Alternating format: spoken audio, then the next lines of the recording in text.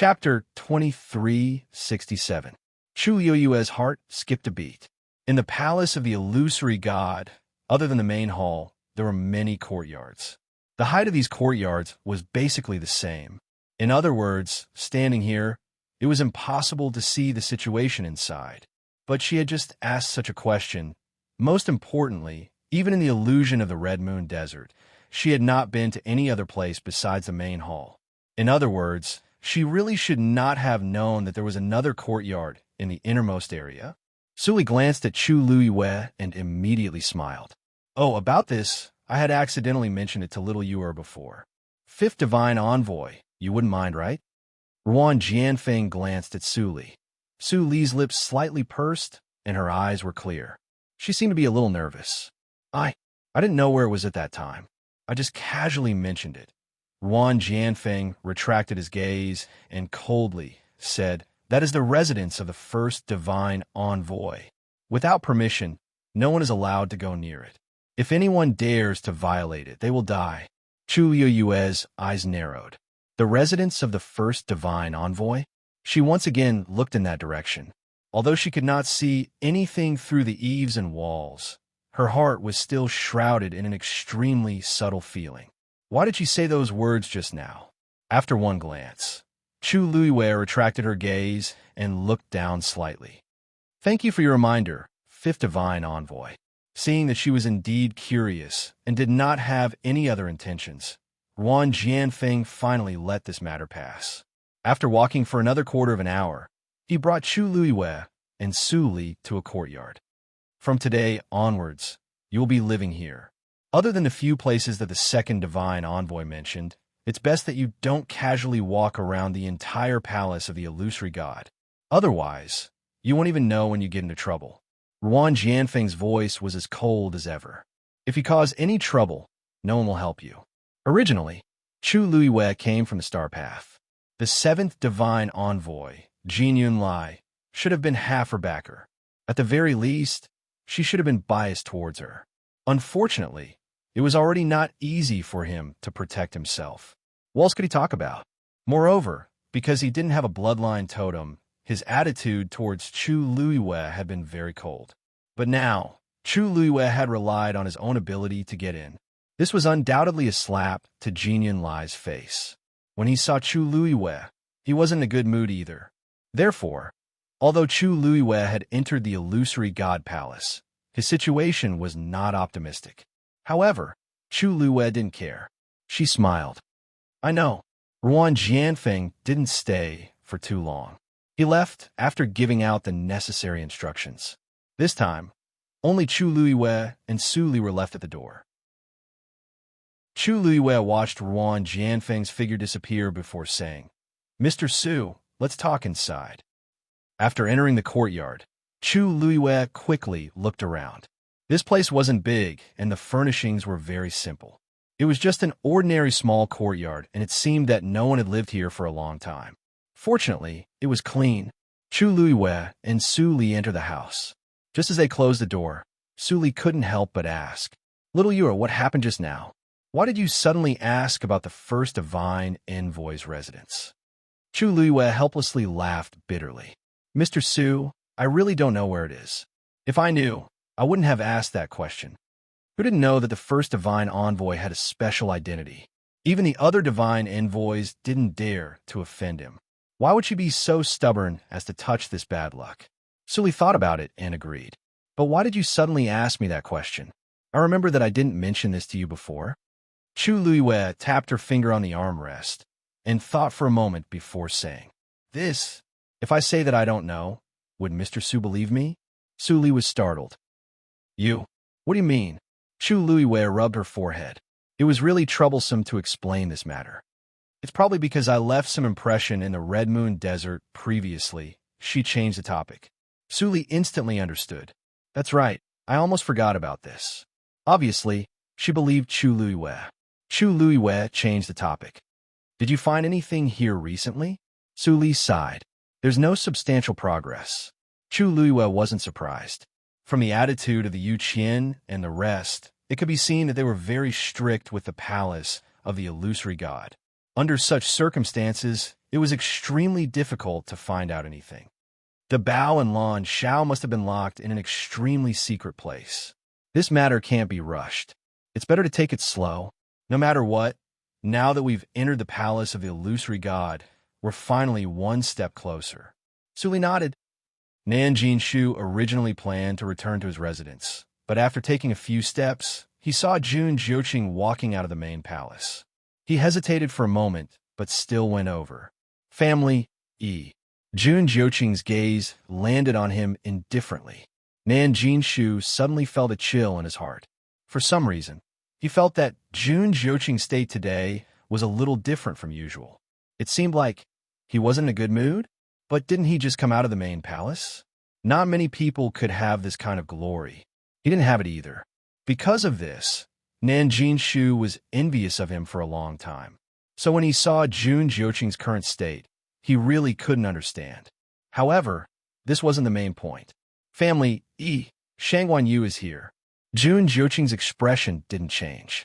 I know. Seeing how calm he was, Nan Jinshu instantly became anxious. Family E.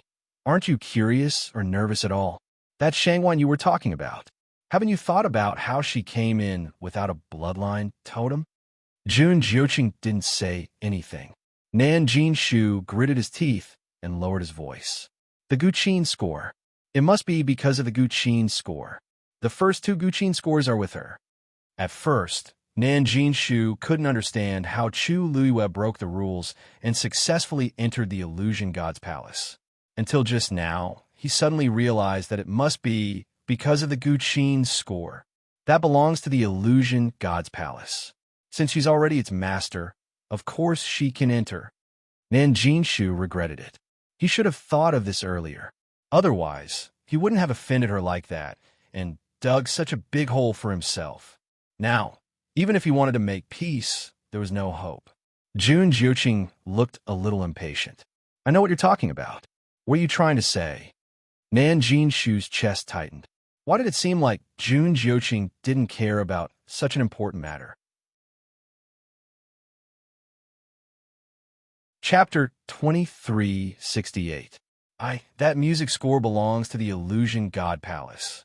The divine master and the divine envoys haven't done anything yet. What can you do about it? Jun Jiuqing's voice was cold. Nan Jinshu was taken aback and hastily said, he hurriedly said, it's not that I want to do anything. I'm just curious. The first divine envoy sent 2 divine envoys to the god-slaying mound to look for the third music score, but they haven't returned yet. Are you talking about the 9th and 10th divine envoys? Jun Jiuqing interrupted him with a half-smile. They've returned a long time ago. Don't you know? What? Nan Jinshu was stunned for a moment. He really didn't know. Ever since he fought with Chu Luiwe and Mu Hongyu and returned to the illusion god palace, he hadn't left his room. Because what happened that day was simply too humiliating. He had no choice but to wait for things to settle down. That was why he didn't know what was going on outside, including the fact that the 2 divine masters had returned. Not only have they returned, but they're also being punished in the illusion god ocean, Jun Jiuqing said flatly. Nan Jinshu was stunned. He couldn't snap out of his daze for a long time. How was that possible? The 2 divine envoys were ordered to look for the third music score. Even if they didn't find it, they shouldn't have been punished, right? Then do you know why they were punished? Jun Jiuqing smiled coldly. If you want to know, you can ask them yourself. After he finished speaking, he ignored Nan Jinshu and left. Nan Jinshu wanted to ask him a few more questions, but he didn't have the guts. Jun Jiuqing always gave him the feeling that he couldn't afford to offend him. Nan Jinshu couldn't get anything out of Jun Jiuqing, so he had no choice but to leave. Chang Wanzhou was wiping the table in the room. His sleeves were rolled up, revealing his fair and slender wrists. He was holding a rag in his hand. His expression was focused and serious, as if this was something very important. When Sunyi entered, this was the scene he saw. However, the moment he walked in, Chang Wanzhou immediately sensed his presence. He stopped what he was doing and turned around to look at him. Chang Wanzhou's lips moved as if he wanted to say something, but he held back in the end. However, his gaze towards Sun, he was filled with respect. Sun Yi's gaze swept across the table. It was shiny and shiny. She really didn't know how many times he had wiped it. In fact, Chang Wanzhou had been doing this ever since Chu Luiwei went to the Star Passage and entered the illusory God Palace. It seemed to be out of some uneasiness. When he was nervous or flustered, he would often do this. Master has already entered the illusory God Palace, so there is no need to clean this place. Sunny Dao. Chang Wanzhou pursed his lips slightly. Yes. Chu Luiwei didn't stay in the illusory God Palace for too long. After chatting with Su Li, she planned to go back first. After all, Wu Yao and the others were still waiting outside. Those who were allowed to enter the illusory God Palace could enter and leave freely. So even if she wanted to leave now, she wouldn't encounter any obstruction. However, as soon as she stepped out, she saw a familiar face. Xu Jing. At this moment, she was standing outside the door, her eyes filled with resentment and unwillingness. Oh, 8th Divine Envoy, why are you here? Probably because she didn't expect Chu Luiwei to suddenly come out. A trace of guilt flashed across Xu Jing's face. Hearing that Chu Luiwei really finished the Star Passage and successfully entered the illusory God Palace, Xu Jing's heart surged with waves that couldn't be calmed down for a long time. After struggling for a long time, she still came here. Originally, she just wanted to see what was going on, but who knew that Chu Luiwei would actually come out like this? And the two sides just happened to bump into each other. Xu Jing managed to control the expression on her face with difficulty. Nothing. I'm just a little curious as to how you came in. Chu Luiwei's lips curved. Naturally, I walked in openly. Xu Jing unconsciously clenched her fists. I really underestimated you before. Thank you for the praise, 8th Divine Envoy. Chu Luiwei smiled. I like to surprise people the most. You really have a sharp tongue. Xu Jing took a deep breath. It won't be too late to show off in front of this divine envoy when you ascend to the heavens and become a god. She didn't believe that Chu Luiwei would really succeed when the time came. 8th Divine Envoy, you misunderstood me. What have I ever thought of showing off in front of the divine envoys? What's more, what I said was the truth. Could it be that in this illusory God Palace, people like us can't even speak the truth? Or did the 8th Divine Envoy feel that these words were too harsh? Chu Luiwei was really innocent. She had never taken the initiative to provoke this 8th Divine Envoy. But unfortunately, the other party always seemed to dislike her and always wanted to make things difficult for her. Why bother? Xu Jing was so angry that she laughed. You can say whatever you want. This divine envoy can't argue with you. However, since you've already entered the illusory God Palace, this divine envoy will remind you. Don't be too arrogant. Otherwise, you won't even know when you'll die. And your subordinates, it's best that they all follow the rules. This illusory God Palace is not a place where you can behave atrociously. After saying that, she angrily left. Chu Luiwei was left with a blank expression. Why did Xu Jing suddenly become so angry? And it seemed like it wasn't just directed at her. Chu Luiwei looked at her thoughtfully, then walked towards the door. Arriving at the door, Chu Luiwei pushed the door open and walked out. The situation was different from when she first came. This time, she didn't attract that amazing pressure. Everything was very calm. But when Chu Luiwei walked out, she was surprised to find that the people who were waiting outside on both sides of the Star Road hadn't left yet. The moment she walked out, countless pairs of eyes immediately fell on her. Chu Luiwei was startled. Looking over, she finally understood why everyone was still gathered here. Xiao Ran was standing on the Star Road, cracking the last Xian formation. In front of him, just like Chu Luiwei, a silver halo quietly floated.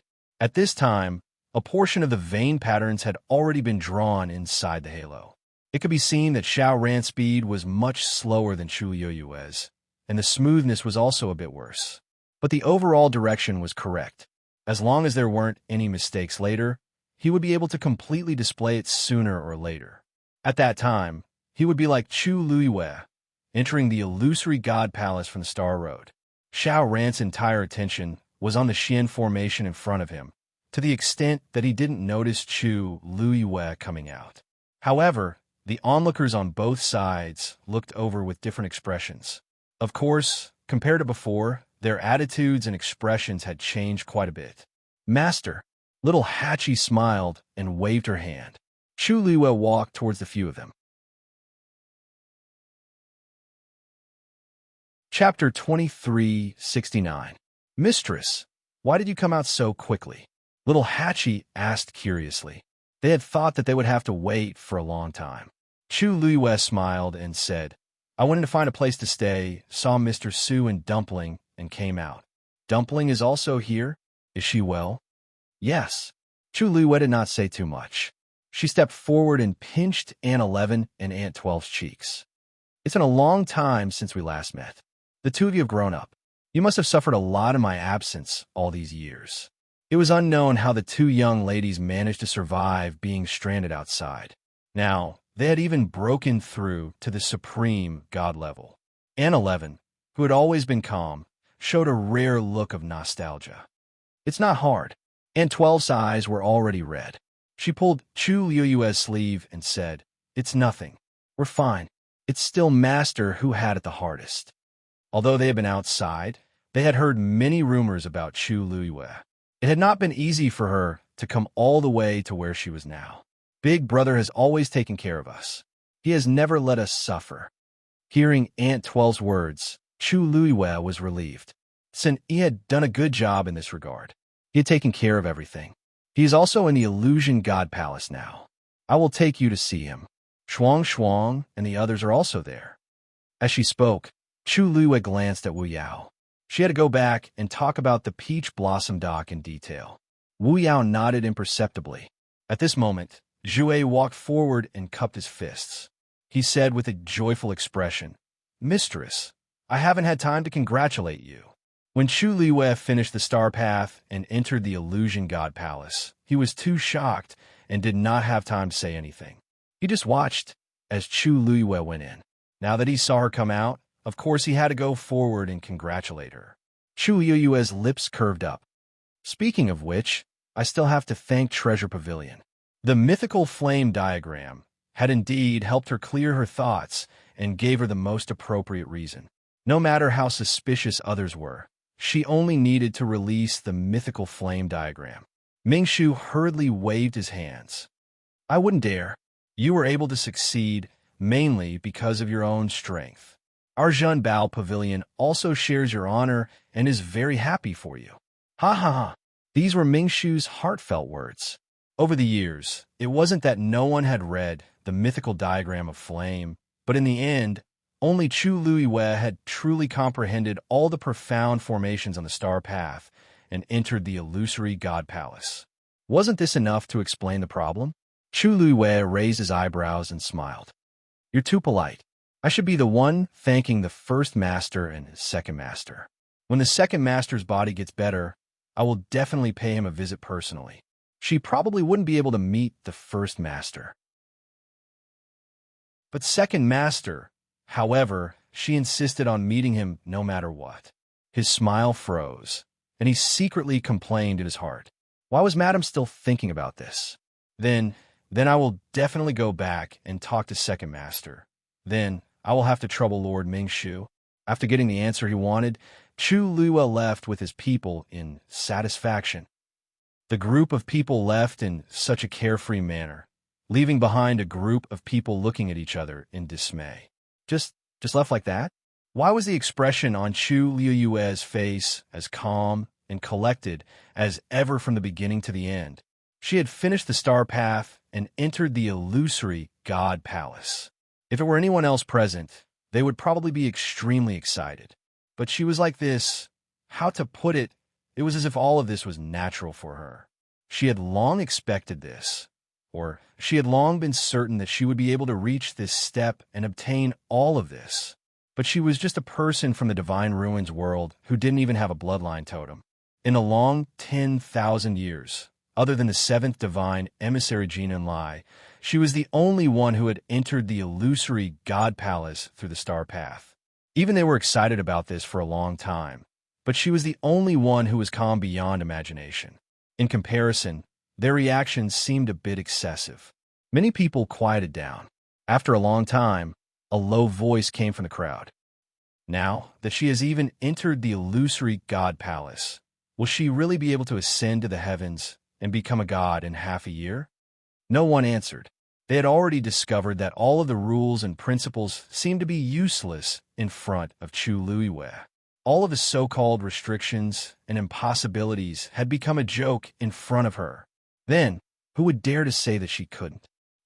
Chu Luiwei and the others walked back. As they walked, Chu Luiwei asked about the two girls. What made her feel more at ease was that Sin Yi really took care of the two of them. Other than not bringing them with him, he treated them even better than Little 13. Little 13 even had to undergo Sin Yi's strict tests, but the two girls didn't need to. They only needed to work hard to eat their fill. Compared to other people, the two of them didn't need to cultivate, because the pills they swallowed contained a shocking amount of energy. And the two of them had special physiques, so they could completely digest all of it and convert it into their own strength. As a result, his strength naturally increased. This was something that others couldn't help but envy. An 11 thought for a while and asked, "Master, what is it like inside the illusory god palace?" Chu Luiwei only thought that she was curious, so she paused for a moment and said, "Actually, there's nothing special, just that the spiritual power is more abundant and pure." Aunt 11 pursed her lips. Then, "Master, can you bring us in to take a look?" Chu Luiwei was really surprised this time. Aunt 11, you want to go in and take a look? Aunt 11 nodded and added, "Sister also wants to go." Aunt 12 nodded lightly and looked at Chu Luiwei nervously. "Mistress, is this inconvenient? I heard that ordinary people aren't allowed to enter the palace of the illusory god. It wouldn't be good if it made things difficult for Master." Chu Luiwei looked at the two of them thoughtfully.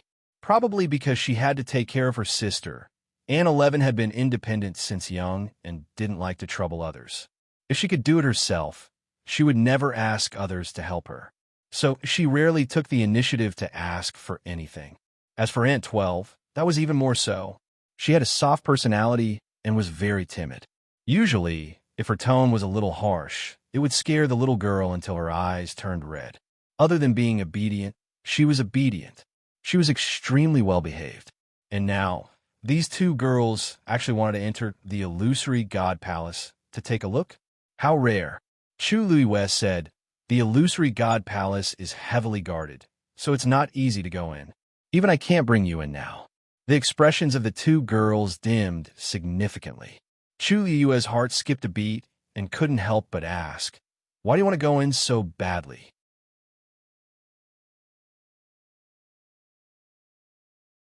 Chapter 2370. Aunt 11 paused for a moment and said straightforwardly, "No reason. I just want to go." Aunt 12 nodded. "But if Mistress is so difficult, we won't go."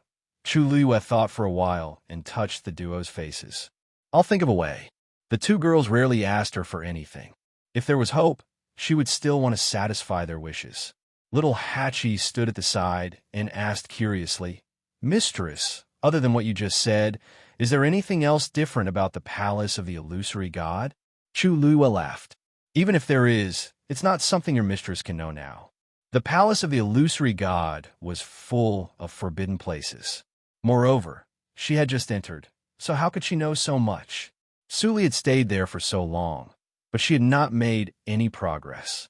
"But I did see a few oracles." Chu Luiwei remembered what happened before.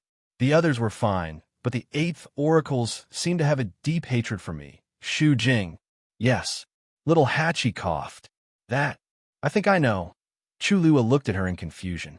Little Hatchie blinked innocently. "It's just that I slapped her before." Who knew that she was still thinking about it? Chu Luiwei was speechless. For a moment, even someone as eloquent as her didn't know what to say. Aunt 11 was very curious. "Sister 8, didn't they say that the oracles are very powerful? You slapped her, but she didn't look for trouble with you?" Little Hatchie shrugged. "She spoke rudely, so I had to teach her a lesson. As for looking for trouble with me, does your sister 8 look like someone who could be bullied easily?" Aunt 11 shook her head seriously. Aunt 12 whispered, "I remember Sister 8 said that only we can bully others, but we can't let others step on us. Little Hatchie immediately went over and kissed Aunt 12 happily. Sister 12 is really smart. You still remember this? 12th Nyang blushed and felt a little embarrassed. But when she saw little Hatchie's happy expression, she smiled too. I remember what Sister 8 said. Chu Luiwei glanced at her faintly. Is this how a good memory is used? Of all things to remember, why do I have to remember this? No wonder Xu Jing was like that. No one will be able to tolerate this, right? However, there was something strange about this matter. Little Hatchie, you gave her a slap, and she let you go just like that. Xu Jing was not that kind of person. Little Hatchie shrugged. Who knows? However, I saw that she seemed to have gotten herself into some trouble before, so I don't think she has the time or energy to think about it now. What's more, if she dares to take revenge, I'll immediately let everyone in the Illusion God Palace know that I slapped her. If this matter were to spread, Xu Jing wouldn't be able to stay in the Illusion God Palace anymore. Just the criticism and ridicule of everyone would be enough to drown her.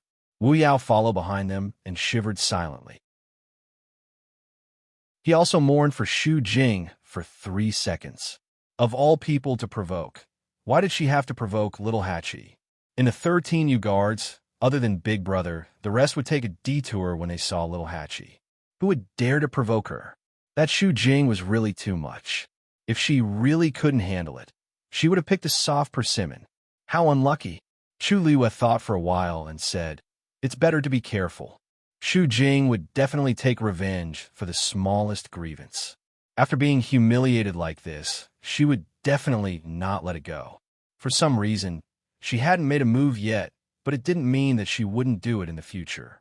Little Hatchie tucked her hair behind her back and smiled charmingly. I know. However, the premise was that Xu Jing still had the ability.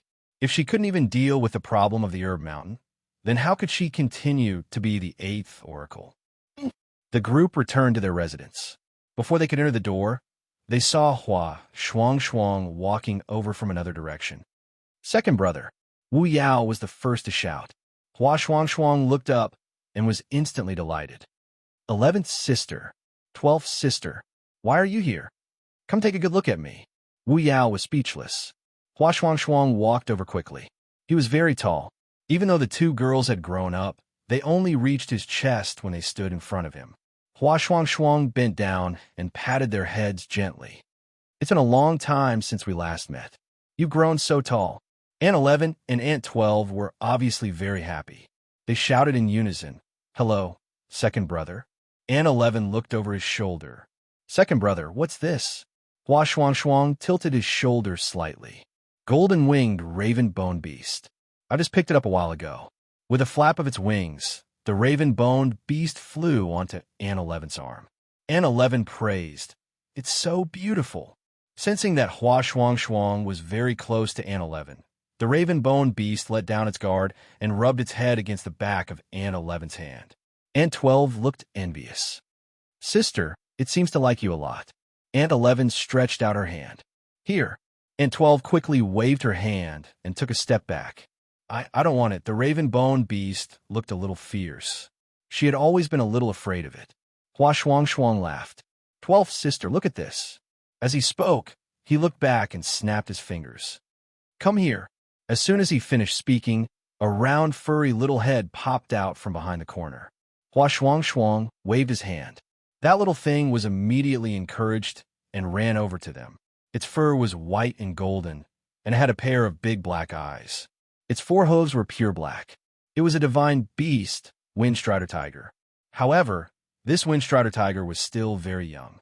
It looked like it was only a month old. Even though it tried its best to run over, its short legs were still not fast enough. Unexpectedly, it looked a little silly and adorable. Aunt 12's heart melted. She had no resistance to this kind of thing. The Windstrider Tiger ran to Hua Shuang's feet and rubbed against them intimately. Hua Shuang clapped his hands, and the Windstrider Tiger jumped onto his hands. Its body was still very small, and it was not even as long as Hua Shuang's forearm. Hua Shuang handed the Windstrider Tiger over. You're not afraid of this one, right? Aunt 12 nodded repeatedly, and asked a little nervously, "Second brother, can I really carry it?" Hua Shuang laughed. "Of course." Aunt 12 stretched out her hands and carefully carried the little wind strider tiger into her arms. The little thing was not afraid of strangers. It sniffed Aunt 12's body. It smelled sweet and fragrant, and immediately lay down in her arms comfortably. Aunt 12 looked at it curiously and happily for a while. She could not help but ask, "Second brother, did you pick this up too? It looks very small. Why didn't it follow its mother?" Hua Shuang nodded and frowned slightly. "Yes, when I found it, its mother was already dead."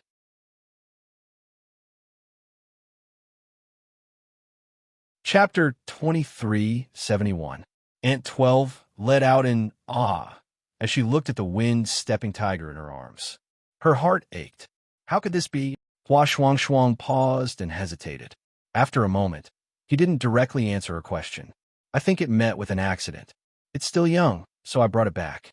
He had always been close to all kinds of fiends and had raised countless of them over the years, so Aunt 12 and the others didn't mind. On the other hand, Chu Luiwei took another look at the wind-stepping tiger and fell into deep thought. This was obviously a fiend from the Illusion God Palace. If he remembered correctly, all the fiends here were raised in the Divine Beast Mountain, and the second envoy Yu Qian was in charge. Of course, the Divine Beast Mountain was completely open. Anyone could go, but they couldn't take the fiends away, unless the cultivator formed a contract with the fiends. It was expected that Hua Shuang liked to go to the Divine Beast Mountain, but Chu Luiwei really didn't expect that he would bring one back. From what he said, it seemed that there was more to it. Chu Luiwei didn't ask in detail. He smiled and said, "Let's go in. Sin Yi and the others are also here." As soon as he entered the courtyard, he saw Sin Yi walking out of the house. When Aunt 11 and the others saw him, they were also very happy. Sin Yi's expression was also a little gentler. The group was very lively together. Chu Luiwei looked around but didn't see Rong Xiao. Sin Yi saw this and immediately said, "Master, His Highness Saint is in seclusion." Chu Luiwei was stunned. She had known Rong Xiao for many years, but she rarely heard of him in seclusion. "I understand." She looked at Wu Yao. "Let's go in and talk." Mirror. In the room. After hearing Wu Yao's statement, Chu Luiwei's heart skipped a beat. Wu Yao nodded. "Before we came, not only did the mirror not disappear, but it seemed to become clearer and more concrete as time passed." Chu Luiwei's hand slowly clenched. "Did anything appear on the mirror? For example, whose shadow?" "That's not true." Wu Yao shook his head. "Yu Jiao and I have been guarding the mirror day and night, but the mirror is always shining brightly. It's hard to look at it directly, let alone see a human figure." Chu Luiwei fell silent. For a moment, he didn't know what to feel. It seemed like what she saw before wasn't an illusion. There was indeed a mirror in the Dao world. However, for some reason, there was no sign of Rong Xiao or her in the mirror. Or perhaps, only when the two of them stood in front of the mirror would such a scene appear. Chu Luiwei fell into deep thought. Every time she recalled the scene of that day, her heart would always feel faintly uneasy. The face reflected in the mirror was clearly the one she was most familiar with, but for some reason, it felt very unfamiliar. And Rong Xiao, "Master? Master?" After Wu Yao finished speaking, he saw that Chu Luiwei didn't respond for a long time. He couldn't help but raise his voice and shout twice. Chu Luiwei came back to his senses. Wu Yao looked at her expression and asked, "Master, what do you think? How should we deal with this matter?" Chu Luiwei knocked on the table. "Let's wait and see." Since Wu Yao and the others had already made the arrangements and nothing else had happened, they could be a little relieved for the time being. "We'll report when there's another abnormality in the mirror." This matter was obviously not under their control, so the only thing they could do now was to wait. Wu Yao was a little surprised, but seeing that Chu Luiwei had made up her mind, he also responded, "Yes." Chu Luiwei came to the courtyard again and saw that Hua Shuang and the others were still playing with the baby wind-stepping tiger in the courtyard. "Shuang, come here." Hearing this, Hua Shuang immediately walked over. "Master." Chu Luiwei raised her chin. What's going on with the baby wind-stepping tiger? There was some hesitation on Hua Shuang's face. After a while, he explained, It's my fault. Chu Liwa looked at him. Hua Shuang sighed. Some time ago, I went to God Beast Mountain and saw a wind-stepping tiger with a cub. I liked it, so I stayed with it for a while. Later, the wind-stepping tiger wanted to go with me, but I declined. Chu Liwa nodded. Of course, Hua Shuang had her own considerations. It was obviously against the rules to casually bring out the demonic beasts of God Beast Mountain. If she was careless, it would cause trouble. When I went back later, I saw that the wind-stepping tiger had been killed. Chu Yue's eyebrows twitched. Killed by someone? Hua Shuang nodded. Chu Yue was silent for a moment. Except for the second oracle, Yu Qian, there was no one else who dared to do this on God Beast Mountain. Why did he do this? He was in charge of God Beast Mountain. It was reasonable to say that these demonic beasts should follow his orders. He had no reason to do this. Maybe because Hua Shuang paused. In fact, I'm not very sure. But after the wind-stepping tiger died, all its teeth were pulled out. Chu Luiyue knitted her brows tightly. You mean, the wind-stepping tiger might have bitten Yu Qian? Wait, there's indeed a scar on Yu Qian's hand. When she entered the palace of the illusory god, she said a few words to Yu Qian. At that time, she inadvertently saw a few faint scars on Yu Qian's hand. But she didn't care at that time. Now that she thought about it, maybe it was really because of the wind-stepping tiger? Chu Luiyue murmured in a low voice, but it shouldn't be. Isn't he in charge of God Beast Mountain? Why would the wind-stepping tiger attack him?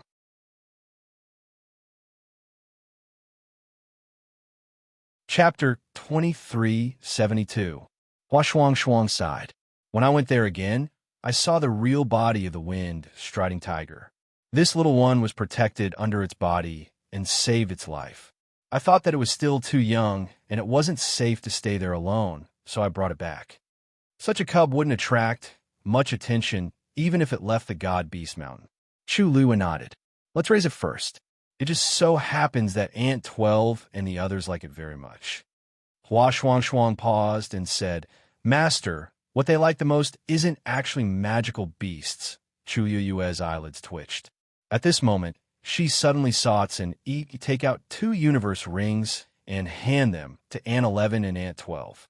These are some pills that little Hachi refined previously. Take them first. The 2 girls obediently took them and thanked little Hachi. Thank you, Sister 8. Little Hachi, who was lying on the rattan chair, sat up with a look of surprise. It turned out that Big Brother didn't ask her for those pills just to force her to break through as soon as possible, but also for Aunt 11 and Aunt 12. His previous resentment instantly dissipated, and little 8 said with a smile, Big Brother, you should have said so earlier. Tsin Yi continued, if you need anything in the future, just ask her for it. Little Hachi's smile froze. Although she had always taken care of Aunt 11 and Aunt 12, how could she afford to raise them all by herself? Even if she refined pills day and night, it wouldn't be enough. Aunt 12 looked at Tsin Yi, then looked at little Hachi. Finally, she gently tugged at Aunt 11's sleeve. Sister, in this case, won't Sister 8 be very tired? Aunt 11 nodded her head seriously and said, Big Brother, Sister 8, don't worry. I heard that there's a mountain of herbs here. It's the same if we go there. Little Hachi immediately rejected. How can that be? Although there were a lot of heavenly treasures there, it would be inappropriate for his 2 younger sisters to eat them directly. She patted her chest. Don't worry, Sister 8 will think of a way. Bang! At this moment, a sound came from one of the houses. Immediately after, a rich medicinal fragrance spread out from within. Little Hachi's eyes lit up, and she quickly stood up. The door opened, and Jian Fengqi walked out with a jade box in his hand.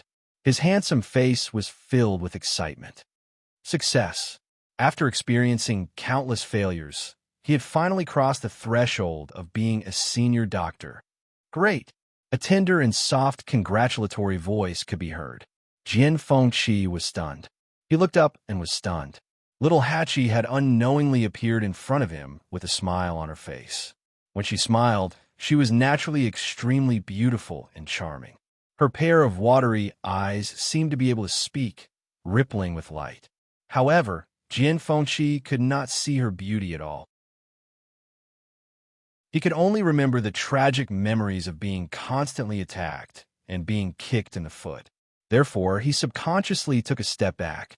"What are you doing?" Little Hatchie blinked. "Nothing. I'm just happy for you that you've broken through to senior doctor." Jian Fengqi narrowed his eyes warily. He did not dare to believe little Hatchie's words now. Little Hatchie turned around and waved. "Sister 11, Sister 12, come over quickly." Only then did Jian Fengqi see that there were actually two more girls in the courtyard. Aunt 11, Aunt 12. Seeing those familiar yet unfamiliar faces, Jian Fengqi was instantly happy. In his memory, these two were still young girls. In the blink of an eye, they were already slender and elegant. Aunt 11 pulled Aunt 12 over. "Brother Fengqi." This greeting really made Jian Fengqi burst with joy. "You two are here too?"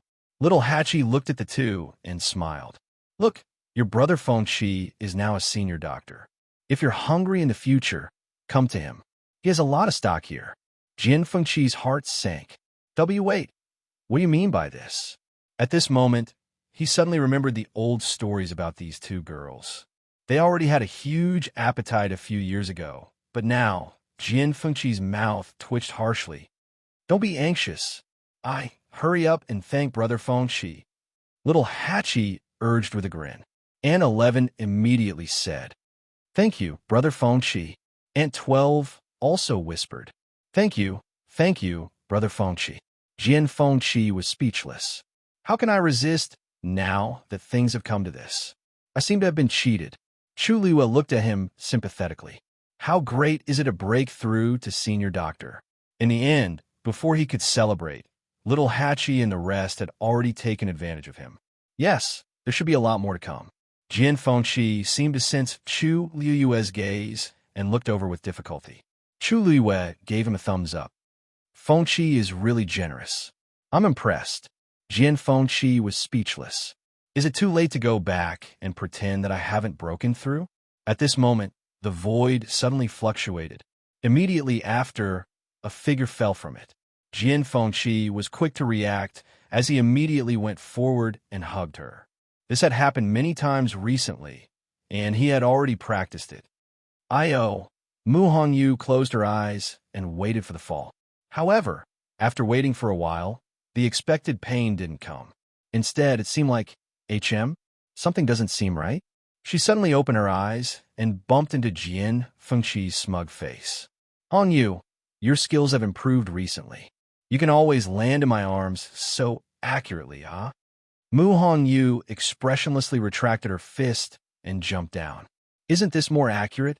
She said she would hit the left eye, but she definitely wouldn't hit the right eye. Jian Fengqi was heartbroken. You heartless person." Mu Hongyu clapped her hands. "You're too weak. You dodge so slowly. If I don't hit you, who should I hit?" Jian Fengqi choked. Aunt 11 looked at Mu Hongyu, then at Jian Fengqi. "Brother Fengqi, is this sister-in-law?"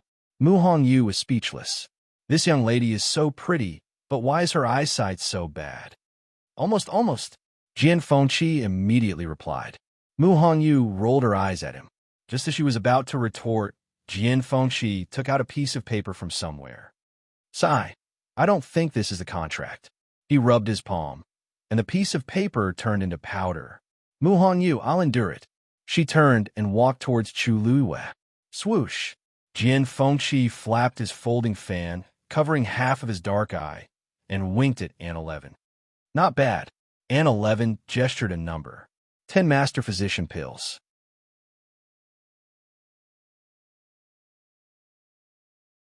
Chapter 2373. Jian Fengqi's forehead twitched. "This is robbery." He shook his head. "No, I can only give you 5 at most." Aunt 11 squinted at him. 5? She and her sister couldn't even split them. This is too stingy. She extended her second finger expressionlessly. 20. Jian Fengqi's fingers trembled and his heart bled. You. Aunt 11, Why are you becoming more and more like your master? Not to mention other things, this blackmail skill was really amazing. Aunt 11 raised her eyebrows. Aunt 12 was very envious and whispered, Sister, Brother Feng is praising you. Aunt 11, I heard. Jian Feng. Aunt 12 sighed. She also knew that she was too soft and couldn't even learn 1/10 of her master's skills. She couldn't compare to her sister, who was always clean and straightforward. Therefore, she had always admired her sister for coming here. I can't. You'll be fine as long as you stay by Master's side in the future. Aunt 11 consoled. Aunt 12 nodded vigorously. Okay. Aunt 11 raised her chin. Aunt 12 mustered her courage, extended her hand, and stammered. Th 30. Jian Fengqi. I can't live like this. He gritted his teeth. 20. I can't give more. Deal. Aunt 11 stopped, satisfied. Jian Fengqi felt a little stuffy in his chest, and he pounded it a few times before he could breathe again. On the other side, Mu Hongyu had already arrived in front of Chu Luiyue. Her eyes were filled with excitement. Seeing this, Chu Luiyue vaguely guessed something. Mu Hongyu lowered her voice. Luyu, I left the heavenly gate today. Chu Luiyue's heart skipped a beat. Although I wasted a lot of time and effort in the middle, I finally succeeded, and I shouldn't have been discovered. Mu Hongyu was also very excited. During this period, she had been studying the Mahayana realm, but unfortunately, because there was no one to guide her, her progress was slow. Helpless, she could only try again and again. She couldn't even remember how many times she had failed. But he finally succeeded. Chu Luiyue took her hand and walked to the side. Does anyone else know about this? Mu Hongyu shook her head. I've already checked before. The person in charge of guarding the gate of heaven is the 11th divine envoy, Qiutong. However, his strength is not as strong as the 7th divine envoy, Jinyan Lai. His control over the gate of heaven is also much weaker. It's not difficult to avoid him. Her almond eyes sparkled. Luyu, now that we're out of the heavenly gate, I'll definitely be able to enter the illusionary god ocean and find Master after some time. Chu Luiyue stared at her. Perhaps it was because she had failed countless times during this period of time, but there were many scars on Mu Hongyu's face and body. However, she had never said that she would give up and had persevered until now. Chu Luiyue gently exhaled. Hongyu, thank you. Mu Hongyu shook her head. What kind of relationship do we have? You're treating me like an outsider. Moreover, I also want to save Master as soon as possible. This is what I should do. The illusionary god ocean was dangerous and treacherous. Fifth Zhangzi was trapped in it and suffered much more pain than she did. Therefore, she didn't dare to relax for a moment. Her mind was filled with this matter. Chu Luiyue's lips curled up, and his gaze was fixed. That day won't be far away. That's right. Mu Hongyu suddenly thought of something. The 9th and 10th divine envoys seemed to be imprisoned in the illusionary god ocean as well. What? Chu Luiyue was shocked. How is that possible? Are you sure? Didn't we see those two before? I won't be wrong. It's them. However, they're imprisoned in different places from Masters. I wanted to investigate carefully, but I was worried that I would be discovered if I was out for too long, so I hurried back. Mu Hongyu was confused. I don't know why they're imprisoned. Chu Luiyue fell silent. Most people in the illusionary god palace obviously didn't know about this. The only person who could imprison them in the illusionary god ocean was the divine lord or the first divine envoy. According to Nanjing Shu, the two divine envoys had gone to the god-slaying tomb on the orders of the first divine envoy. In that case, there was an 80 to 90% chance that this matter was the work of that person. Was it because they couldn't get the music score? But at that time in the god-slaying tomb, they weren't even there. When Chu Luiyue arrived at the tomb of the god, the two divine envoys were already gone. Now that he thought about it, he was still confused.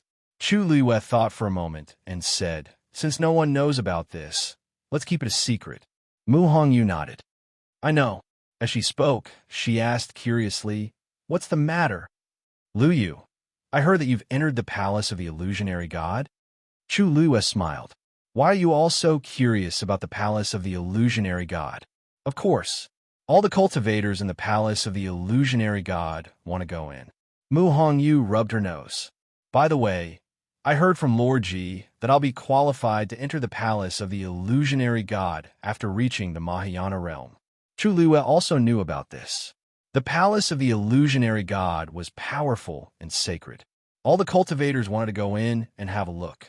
Other than the divine envoys, the other cultivators had several ways to get in. The first way was to comprehend all the Shin arrays on the star path, like Chu Lui and enter from the front door. The second way was to become a refiner saint and get a trace of energy from the chaotic sacred jade to enter. The third way was to become a medical saint. This was also very difficult. Xu Jing was the only medical saint in the entire illusionary god palace. In the past 10,000 years, no one had broken through to become a medical saint. Of course, this was related to Xu Jing's strict supervision of the Her Mountain. Her rules made many celestial physicians unable to fully explore their talents and potential. Although they were free now, it was very difficult for anyone to break through in a short period of time. Originally, Liang He was very popular. Unfortunately, he suffered a series of setbacks recently and was unable to recover. It had been a long time since he appeared in front of everyone. There was only half a year left before the heavenly gate closed. It was impossible for him to cross the threshold of a medical saint. The most special one was Mu Hongyu. As long as she broke through the Mahayana realm, she could enter the palace of the illusionary god.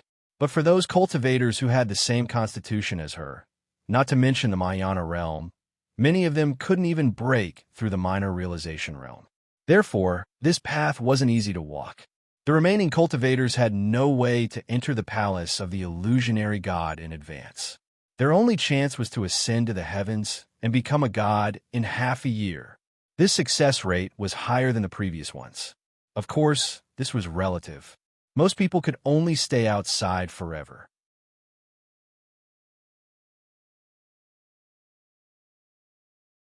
Chapter 2374. Zhenbao Pavilion. Zhao rushed back quickly. Because most people were attracted by the commotion on the star path, there were not many guests in Zhenbao Pavilion today. After he came back, he locked the door and went up to the second floor, heading straight for the room at the end of the corridor. Yingu was standing by the window with his hands behind his back. Second master. Hearing the commotion, Yingu turned around with a proud smile on his face. "You're back."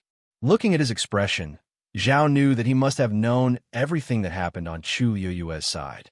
But this was normal. After such a big commotion, it was hard not to know. Madame entered the palace of the illusory god. After a while, she went out again. It seems that a few of her subordinates came. Mingshu told him the truth. Also, Xiao Ran was inspired by Madame and is trying to crack the last Xian formation. If nothing goes wrong, he should succeed this time. Oh, Zhao was also surprised by this. He stroked his beard and sighed. That's hard to come by. Xiao Ran has been stuck on this for too long. He had a good relationship with Xiao Ran, so he was naturally happy to hear this news. Mingshu paused and asked, "Second master, Madame said that when you get better, she wants to visit you personally." Yingu waved his hand. No, just say that I'm bedridden and seriously ill." Anyway, he could not meet her now. Before his master gave the order, he did not dare to make a decision. "Zhao, then are you going to keep hiding like this?" How many times had he said this? Madame clearly did not intend to give up and insisted on meeting him at least once. Yingu also had a headache. He rubbed his temples. "Wait for master's news." "Yes." Dumpling was sent to the boundary by Yu Qian. She stopped in her tracks. "I'm here. Can you leave now?" She felt really uncomfortable staying with this person. Yu Qian did not care about Dumpling's disgust.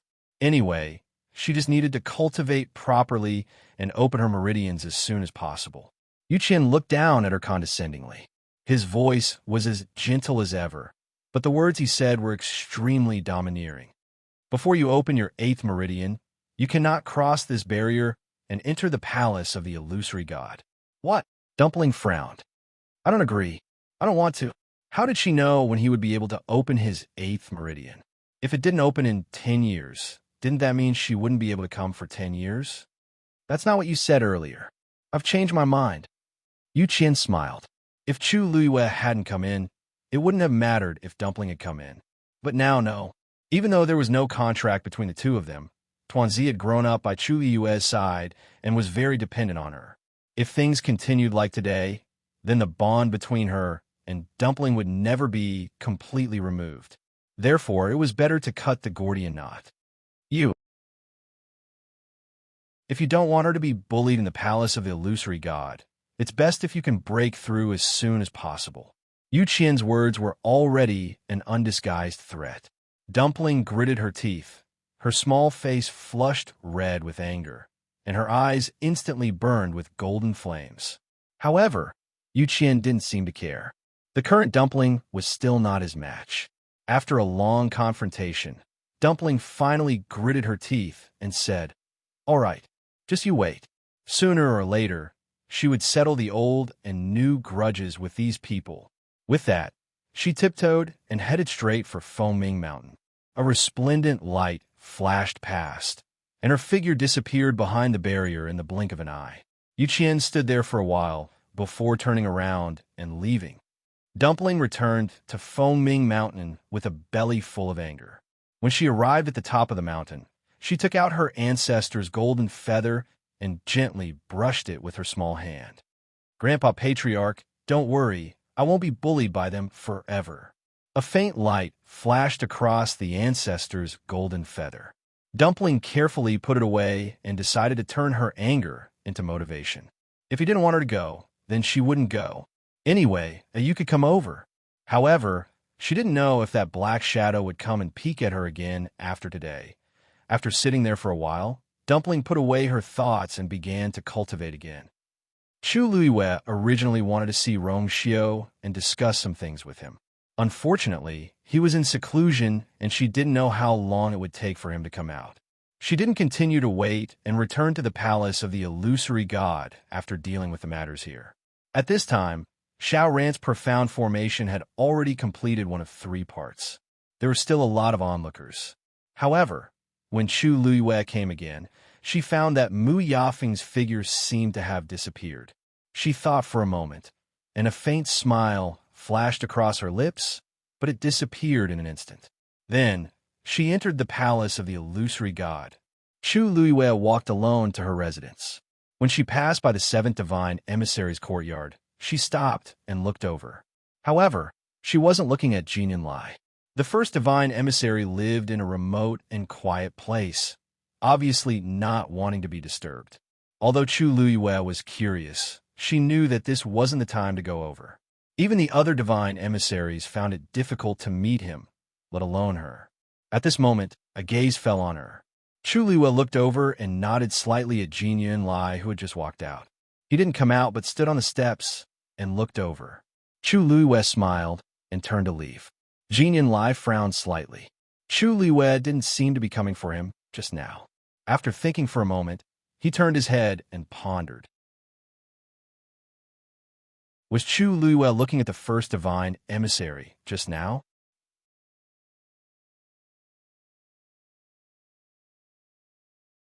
Chapter 2375. In the following period of time, Chu Luiyue stayed alone in his courtyard, cultivating quietly and never went out again. However, outside, it was getting more and more lively. Herb Mountain. Little Hatchie brought Aunt 11 and Aunt 12 here, planning to choose more herbs to make some snacks for the 2 girls. It was the first time the 2 girls came here, so they were naturally very curious and excited, looking around from time to time. There were also many people looking at them. Little Hatchie was already eye-catching enough by herself, and now with the addition of the beautiful twins, they easily stole everyone's attention. Sister 8, there are so many people here. Aunt 12 had always been afraid of strangers, and now that there were many people looking at them, she was even more shy and subconsciously hid behind Aunt 12. There seemed to be more people than before. Little Hatchie nodded in agreement. She had been here many times before, but she had never seen so many people at the same time. There were shadows flashing on almost every mountain, and there were more than 1 or 2.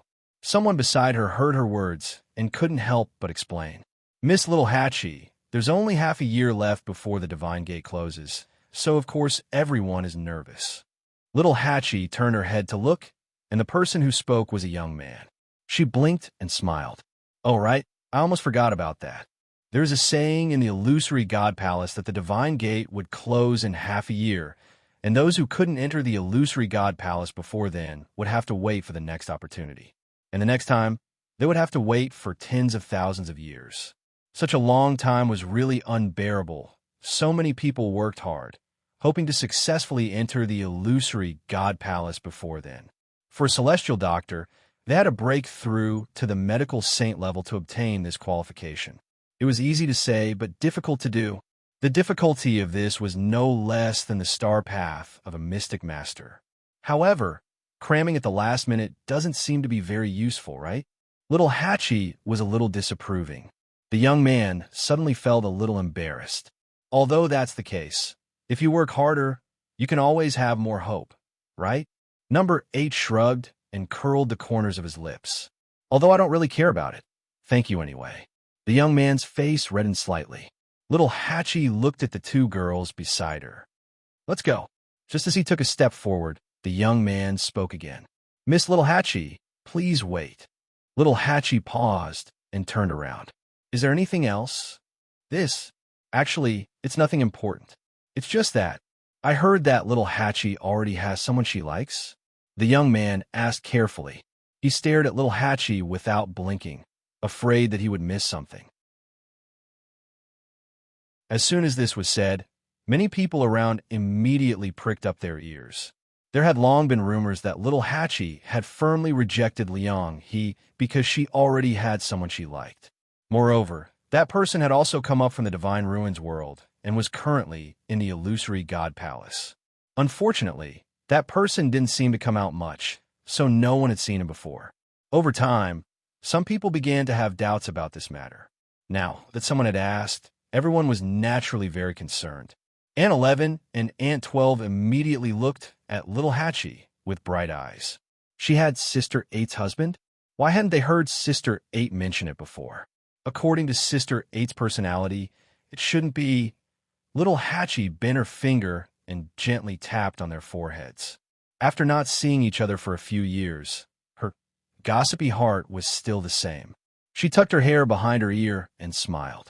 "Yes, what's wrong?" Hearing her affirmative answer, many people revealed disappointed expressions. The young man's expression also froze. After a while, he replied awkwardly. Then, to be able to make Little Hatchie fall in love with someone like that, he must be very outstanding, right? Otherwise, why would she give up on Liang He? Little Hatchie's beautiful eyes narrowed slightly. "This seems like he's trying to get some information out of me." However, she didn't mind. She didn't even hesitate to reject Liang He, let alone these people. Originally, she pulled Yin Qing in to avoid these troubles. Thinking of this, she nodded with a smile. Yes, seeing that Little Hatchie wasn't willing to reveal too much, there were still people who didn't give up and asked. "I've always heard of this person, but no one has seen him before." Little Hatchie, even if your sweetheart has a shy personality, it's strange that he hasn't come out after being in the Illusion God Palace for so long, right? Once this was said, it immediately attracted the approval of many people. Ever since Liang He returned, they were very curious about that person. It was a pity that he didn't even come out of the courtyard, so it was really difficult to meet him. Now that someone finally asked, everyone naturally wanted to hear it. Little Hatchie crossed her arms and said lazily, "He doesn't like to come out. So naturally, he doesn't come out. What's so strange about that?" Although that was what she said, Little Hatchie actually had the same question in her heart. Logically speaking, Yin Qing's talent wasn't bad, and he also had the bloodline totem of the Yuntian Tower. Even in the Illusion God Palace where geniuses gathered, he would be one of the best. However, he didn't seem to have any interest in these things. Most of the time, he stayed in the courtyard and didn't come out. Even when he went out occasionally, not many people seemed to have seen him. However, she didn't plan to discuss these questions with these outsiders. Many people looked at each other. After a while, someone couldn't help but ask, "Miss Little Hatchie, this person can't be hiding something, right?" Little Hatchie's beautiful eyes were instantly dyed with a layer of coldness. She sneered. Our family's brother Yin Qing is extraordinarily handsome and talented. How can you casually slander him? As soon as he finished speaking, he heard a sharp female voice. Who are you talking about?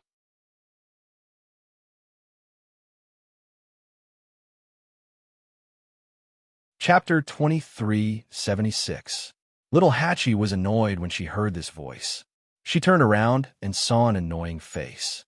Why was this Shu Jing haunting her like a ghost? Little Hatchie's gaze lingered on her face for a moment, and her red lips curved into a perfect arc. Eighth Oracle, I haven't seen you in a few days. Your complexion seems to be much better than before. Shu Jing's chest felt stifled. How could she not hear the ridicule in her voice? But in front of so many people, she couldn't refute anything. Little Hatchie had always been unpredictable. Who knew if she would directly reveal what happened that day?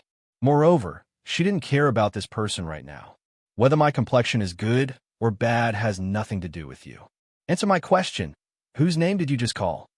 Once again, Shu Jing brought out her prestige as the 8th Divine Envoy and used her status to suppress Little 8. Little Hatchie blinked. Strange. Why did it seem like Shu Jing cared about what she said just now? She chuckled softly and enunciated each word clearly. I was talking about my family's older brother, Yin Qing. Why does the 8th Oracle care so much about my personal matters? Hearing the words, Yin Qing, Shu Jing's heart skipped a beat. But then she felt that she was overthinking it. It must be someone with the same name. She had heard some news about Little Hatchie's so-called sweetheart before. If he remembered correctly, that person had come up from the Divine Ruins realm and was only a god. How could this person be the same person as that person? It's nothing. I just feel that his name might need to be changed. Little Hatchie was immediately unhappy. People could be called whatever they wanted. How could she say that someone's name wasn't good and ask them to change their name? Why? What does my family's older brother, Yin Qing's name, have to do with the 8th Oracle? Seeing Shu Jing's arrogant and displeased expression, Little Hatchie felt even angrier. However, Shu Jing suddenly smiled, but there was no smile in his eyes. I'm doing this for the good of you and him. You should know that not everyone can use the name Yin Qing. Liking her or not is a small matter, but offending the left divine general of the Emperor is not a small sin. Little Hatchie was stunned. Left divine general? Who was this? She didn't seem to have heard of him before. However, after hearing Shu Jing's words, the crowd was in an uproar. So, Yin Qing is the name of the left divine general? This is the first time I've heard of it. Me too. The two divine generals rarely appeared in public and had always been extremely mysterious. Very few people even knew their names. I didn't expect the 8th divine emissary to say it out loud today. Isn't this also a coincidence? Coincidentally, I met someone with the same name as the divine general of the left. This matter has to be handled carefully.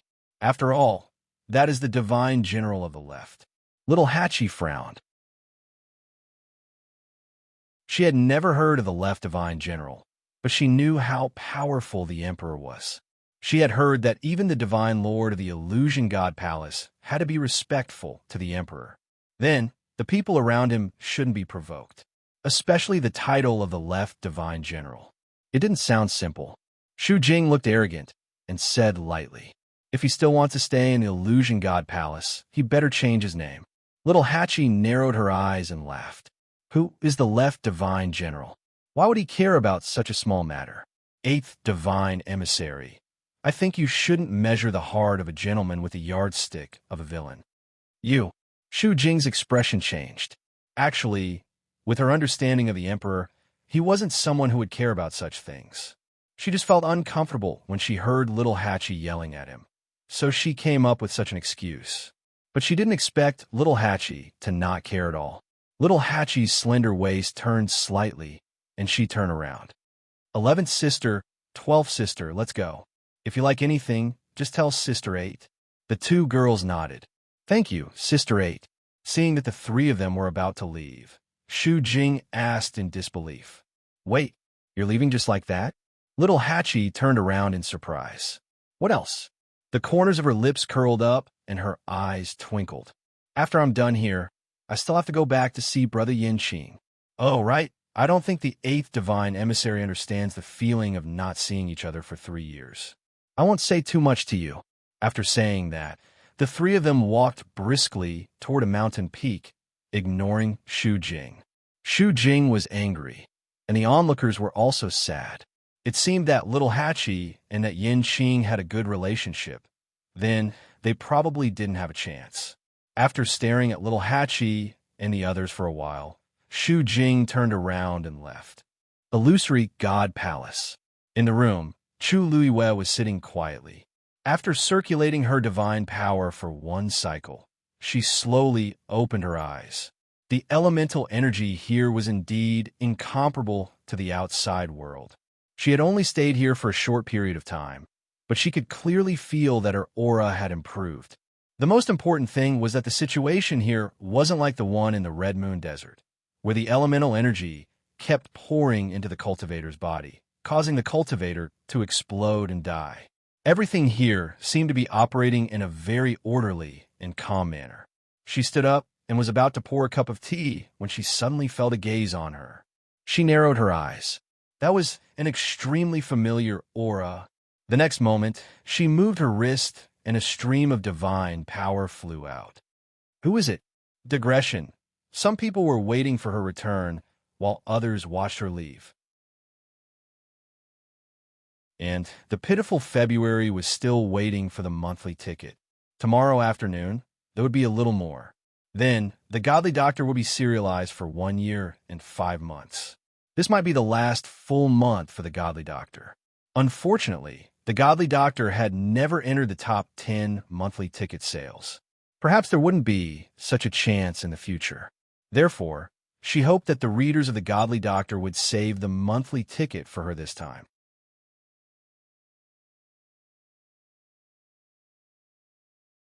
Chapter 2377. That gaze instantly disappeared. Chu Luiwei hurriedly walked out and looked in the direction of the gaze she felt. It was empty. She frowned slightly. Her feeling just now was definitely not wrong. Someone was indeed looking at her, and it was extremely familiar. Unfortunately, the other party left too quickly, and she didn't have time to carefully identify who it was. In the palace of the illusory god, she was most familiar with Su Li. Other than that, there was also Jun Jiuqing and Nanjing Shu. Perhaps Jin Yunlai and Yu Qian could also be considered, but it didn't seem to be them. Moreover, these people didn't seem to have a need to do this. If they wanted to see her, they could just come and see her directly. Why do they have to do this? Chu Luiwei wanted to return to her room, but after thinking carefully, she still walked outside. The palace of the illusory god was very large, and the roads were winding and complicated. It was easy to get lost walking in it. But Chu Luiwei didn't seem to have such worries.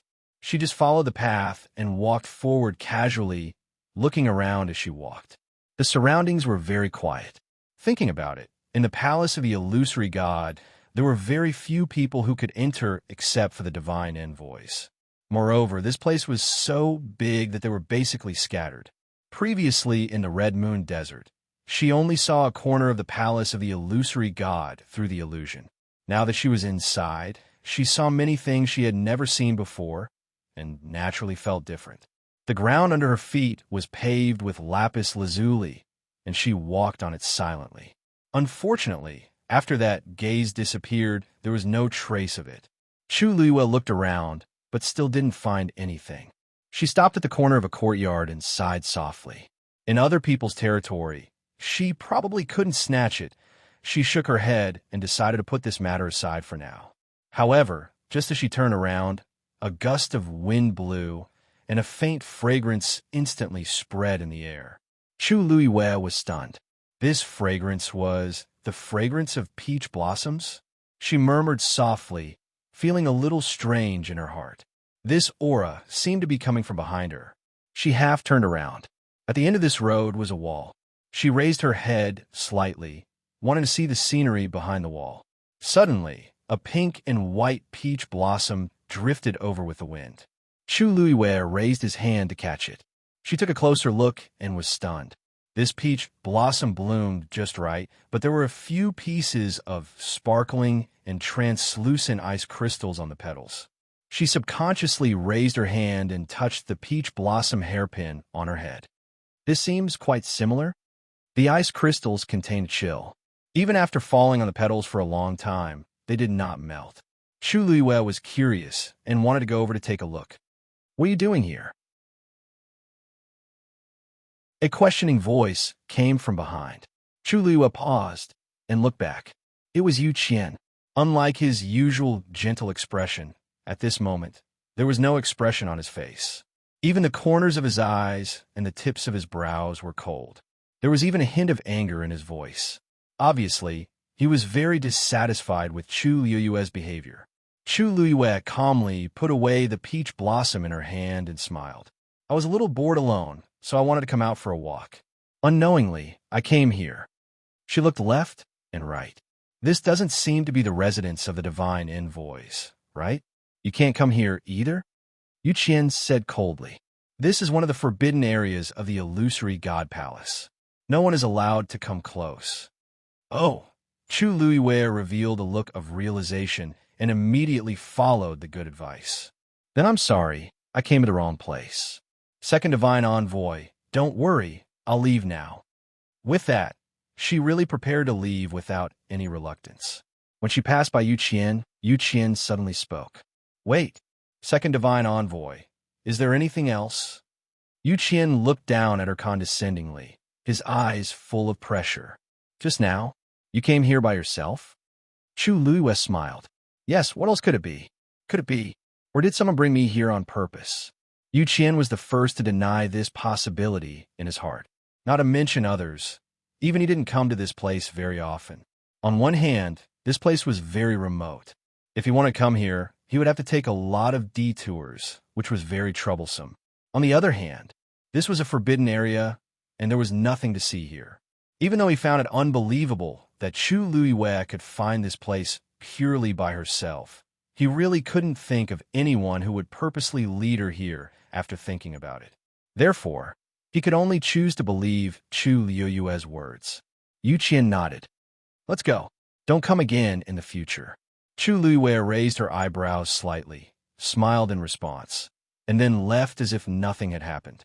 Soon, only Yu Qian was left. He stared at the wall for a long time. Chu Luiyue returned to her residence with familiarity. After entering the room, she stretched out her hand and took out the peach blossom. Suddenly, her expression froze. The peach blossom that was in full bloom earlier had completely changed its appearance. The few ice crystals on it had already melted, and the pinkish-white petals were soaked in water. The layer of color on the surface had faded, revealing a bright gold wrapped inside. Gold? Chu Luiyue was stunned. She had never seen a golden peach blossom before. This was obviously not real. It looked more like it was carved out of special materials. She stretched out her finger and gently rubbed the petals twice. A touch of darkness appeared. This is actually a peach blossom that's intertwined with gold and darkness?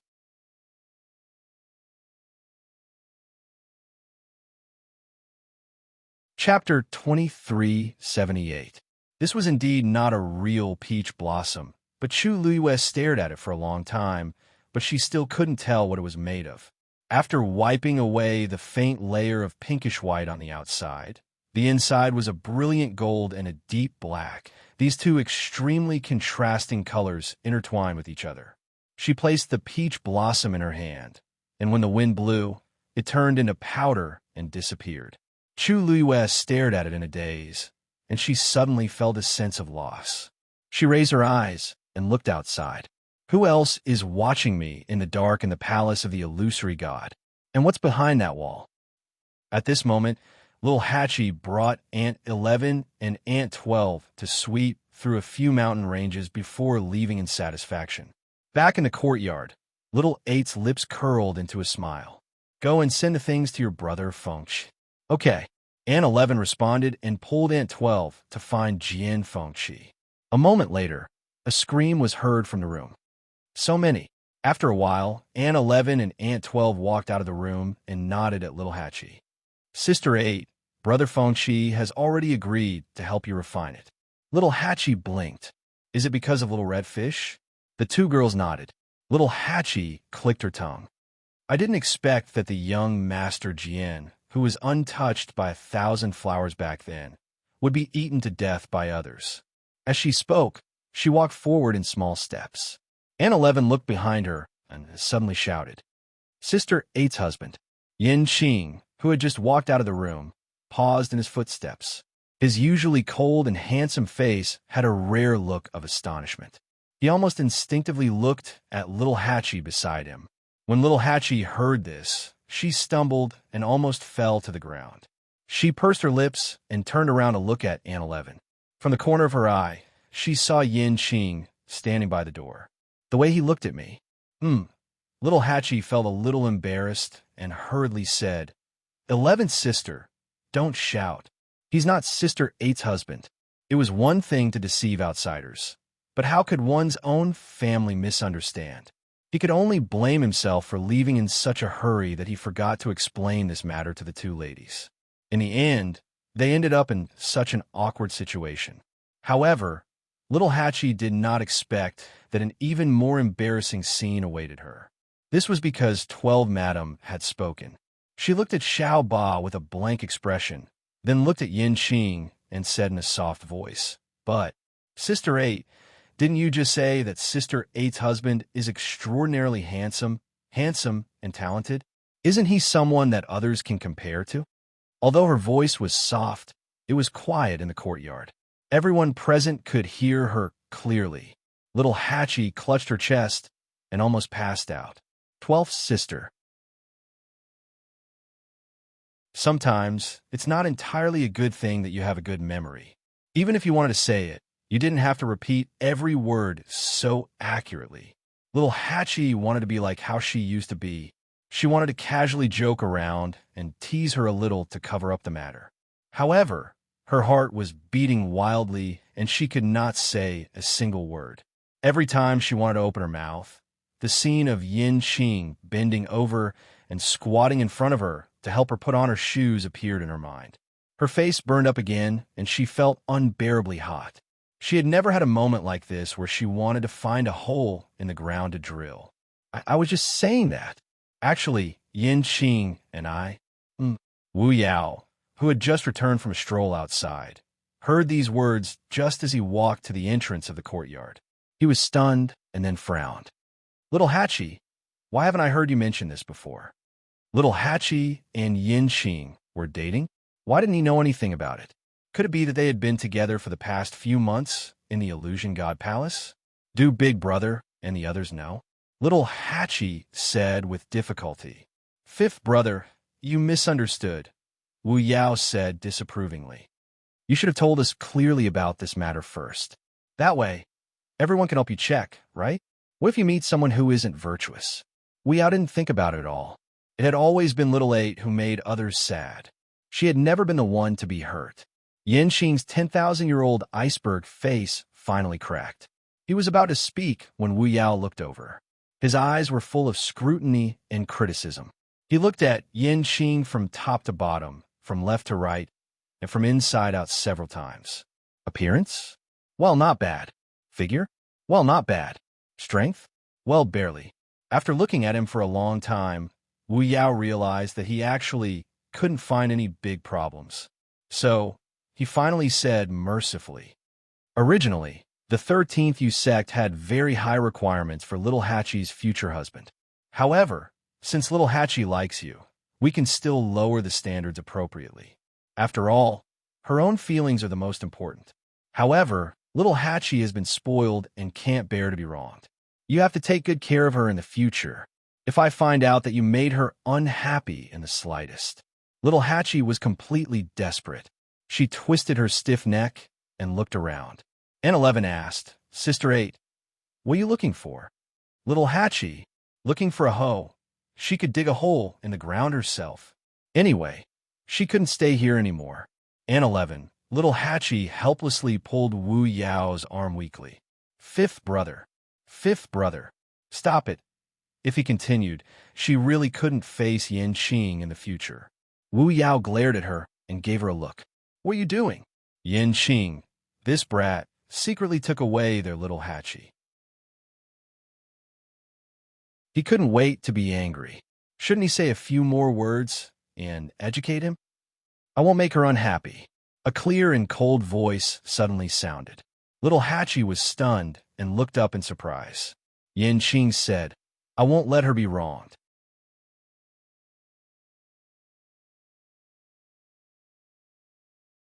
Chapter 2379. Little Hachi was extremely surprised. Her beautiful eyes widened slightly, and she almost suspected that she had misheard. However, Yin Qing's expression was as usual, and she really couldn't tell anything from it.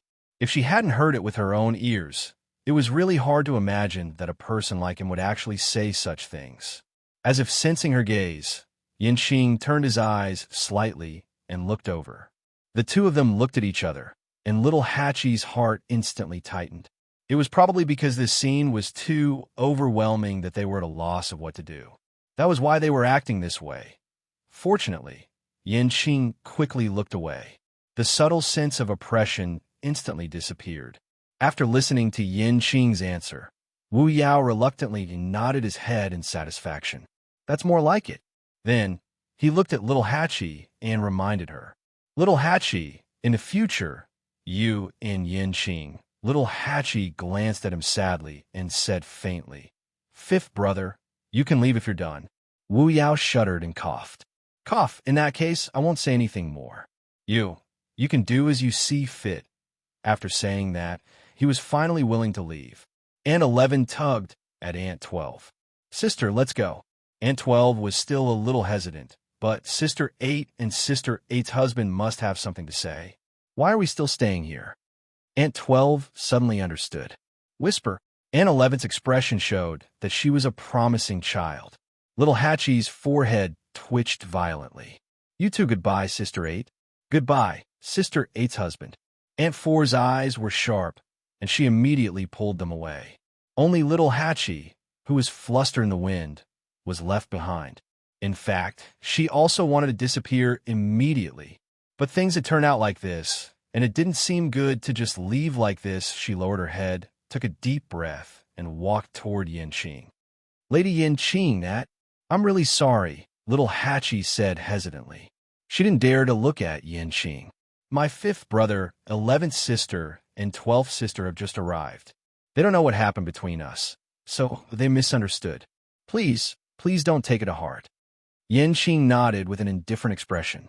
I know. Little Hachi quickly looked up and glanced at Yin Qing.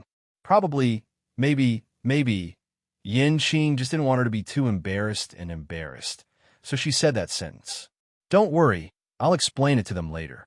Yin Qing's thin lips moved slightly. The words were on the tip of her tongue, but she changed them. Yes. Seeing that Yin Qing really didn't take this matter to heart, little Hachi breathed a sigh of relief in her heart, but inexplicably felt a little disappointed. However, this feeling was quickly dispelled by her. She turned around and was about to leave. Suddenly, she thought of something and looked back at Yin Qing. By the way, I heard something today. I wonder if you know about it. What is it? Do you know the divine general of the left? Yin Qing's eyes suddenly darkened. He frowned slightly and looked at little Hachi cautiously. Seeing his expression, little Hachi thought that he didn't know about it either. You haven't heard of it either? Yin Qing was slightly startled. Little Hachi nodded thoughtfully. That's right. I've been here for so long, but I haven't heard of this title, let alone you. Yin Qing slowly relaxed his hand that was holding the sword. Why do you suddenly mention this? Little Hachi shrugged. Because you have the same name as the divine general of the left. Because of this today, Shu Jing deliberately made trouble for me. Yin Qing frowned. Did she make things difficult for you? Little Hachi's red lips curled up. She winked at him and said with a smile, How is that possible? Do you think I'm that easy to bully? She wanted you to change your name, but I refused. Speaking of this matter, she instantly forgot all the previous awkwardness. She reached out her hand and tapped Yin Qing's shoulder gently. As she raised her face slightly and said with a bit of pride, I said that the divine general of the left is of noble status. He definitely won't care about such a small matter. Then, she had nothing to say. Even if the divine general of the left knows about this, he won't really make things difficult for us, right? Yanqing lowered his eyes and looked at her. Her smile was like a flower, and her enchanting and charming eyes were filled with a little pride and excitement. Probably because she had just returned from the herb mountain, there was still a faint medicinal fragrance on her body. Mixed with her usual sweet fragrance, it was especially fragrant and intoxicating. His Adam's apple bobbed as he nodded. Yes, he won't care about this. Little Hatchie raised her eyebrows slightly. I guess so. But Yanqing thought that she was going to leave, but he saw her holding her chin with one hand and looking at him thoughtfully. His heart skipped a beat.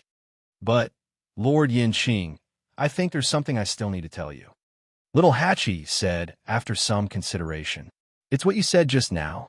You'd better not tell anyone. Yanqing was slightly startled. What? What you said to my fifth brother just now. Little Hatchie snorted softly. Since you've helped me a lot, I'll remind you. Although I asked you for help before, you don't have to do so in front of my fifth brother.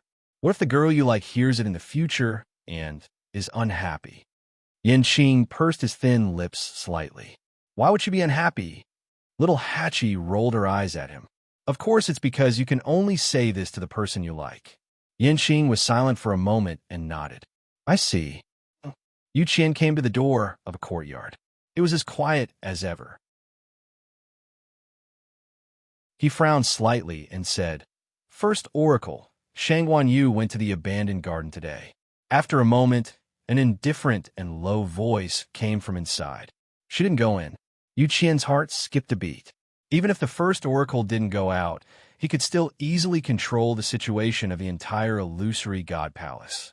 This was something that he couldn't compare with. Everyone thought that he had almost taken over all the power of the first oracle, but that wasn't the case. The first oracle just didn't go out recently, but in fact, he had never really given up his power. Every blade of grass, every tree, every movement was under his eyes. After a pause, Yu Qian said again, although she didn't go in, the abandoned garden is actually quite far from where she lives, and the path in the middle is complicated. Logically speaking, it's unlikely that she would go there by herself. What are you trying to say? I suspect that someone deliberately lured her there. Boo! Yu Qian choked. In fact, this was just his own guess, and there was no evidence. For the time being, he couldn't say who it was. I don't know. Then go and investigate. The first oracle's voice seemed to be a bit colder. If you can find out, then report. If you can't, then shut up. Yu Qian, do you still need me to teach you the rules of the illusory god palace? Yu Qian was shocked and hurriedly said, yes. He gritted his teeth and couldn't help but speak again. Actually, I just think that there's something wrong with Shangguan Yu. First oracle, when do you plan to take the Zither score?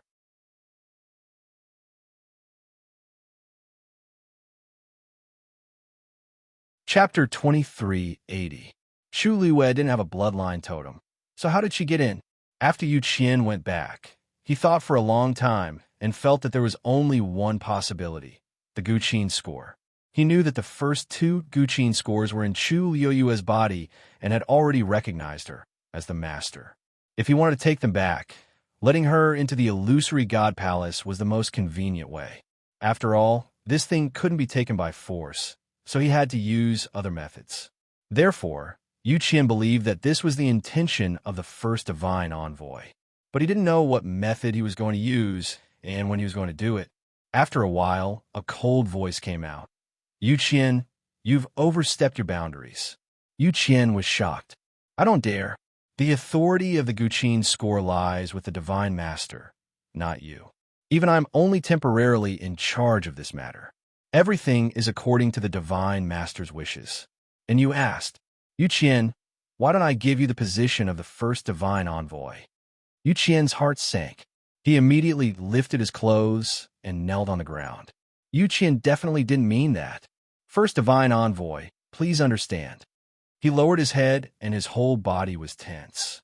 Beads of sweat kept rolling down his forehead and his back was already soaked with cold sweat. The first divine envoy rarely said such words. It could be seen that he was really angry this time. After regaining his senses, he finally realized how stupid it was for him to have asked that question. The illusory God Palace wasn't under his control. Above him was the Divine Master, and below him was the first Divine Envoy. The current situation was definitely what these two wanted to see. How could he have the right to say anything? It was just that for a long time, all the big and small affairs of the illusory God Palace were handed over to him to deal with. It made him hallucinate that he had the right to say such words. The people inside didn't respond. The courtyard seemed to have returned to its usual silence. However, Yu Qian didn't dare to get up and could only continue to kneel. He closed his eyes and felt annoyed and regretful. He shouldn't have asked about Chu Luiwei.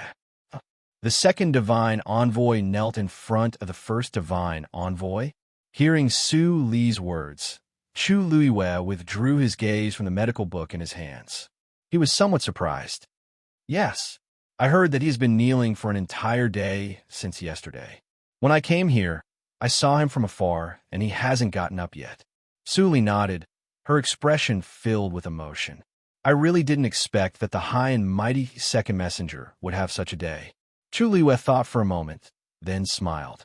After all, he is the second divine envoy, not the first divine envoy. Although the one above didn't show his face much, his status was still higher. That's true. However, I don't know what the second divine envoy did to deserve such a punishment. Su Li rested her chin on her hand. She was puzzled. This kneel really made the second messenger lose all face. As long as the first oracle still had any reservations, he would not have done so. This only proved that the Yu Qian had really angered that person. Now, the entire illusory God Palace knows about this matter. Everyone is discussing it in private. Although there weren't many people here, this matter was too big and everyone was shocked. However, this news will most likely not spread outside. What a pity. Su Li sighed regretfully. Chu Luiwei couldn't help but laugh. Of course. After all, he is the second divine envoy. If the outside world knew about this matter, the Yu Qian would really lose all face. The prestige that had been accumulated over the years would also collapse in an instant. It seems that the first divine envoy just wanted to teach him a lesson. Su Li agreed. I think so too. However, I don't understand why the first divine envoy would suddenly make a move at this time. Didn't that person ignore the affairs of the world for a long time? Chu Luiwei paused for a moment. Maybe the first divine envoy will appear soon. There was still half a year before the gate of heaven closed. The first divine envoy seemed to be gradually taking back his authority. Su Li chuckled. It's hard to say, but I feel that the relationship between the divine envoys is really not that good. Her gaze turned and fell on the medical book in Chu Luiwei's hands. Little Yu, I saw you reading this medical book the last 2 times I came. Haven't you already broken through to Supreme Doctor? Chu Luiwei smiled. Above the Supreme Doctor, there is still the medical saint. Su Li gasped and looked at her in shock. You plan to break through to the medical saint? But this should be very difficult. I heard that until now, the 8th divine envoy was the only medical saint in the entire illusory God Palace. The difficulty of this can be imagined. Moreover, didn't you already enter the illusory God Palace? Why did you suddenly think of this matter? Other celestial physicians wanted to break through to the medical saint in order to enter the illusory God Palace, but Chu Luiwei obviously didn't need to do so. Medical saint naturally has its benefits. Chu Luiwei said. Su Li stared at her for a long time and sighed. This road would be extremely difficult, but Chu Luiwei clearly intended to continue. If it was someone else, they wouldn't think so much and would just focus on cultivation and wait for the deadline to come in half a year. But she didn't. Chu Luiwei clearly had her own considerations for doing this. Since you've already made up your mind, I won't persuade you. Speaking of which, Chu Luiwei's medical book was borrowed from Treasure Pavilion. There is only one reason why she wanted to break through to the medical saint level, DeBeo. Ever since she knew DeBeo's identity, her mood had been very complicated. She had long expected that Debeo was inextricably linked to the illusory God Palace, but she didn't expect the truth to be so shocking. Xiao Ran's words from that day echoed in her mind from time to time. Purple gold divine armor, an earth-shattering battle. Debeo's original divine body was definitely extremely powerful. Unfortunately, in order to save her, he forcefully tempered his divine body and was forced to live in a divine body in the shape of a child. Chu Liwei thought that perhaps, if she broke through to the medical saint level, she could find a way to help Debeo solve this problem. Unfortunately, she hadn't found a way even after flipping through many medical books. And the piece of scale that Debeo left behind didn't show any signs of movement. Chu Liwei looked up at the door. Was Debeo afraid of the Divine Master?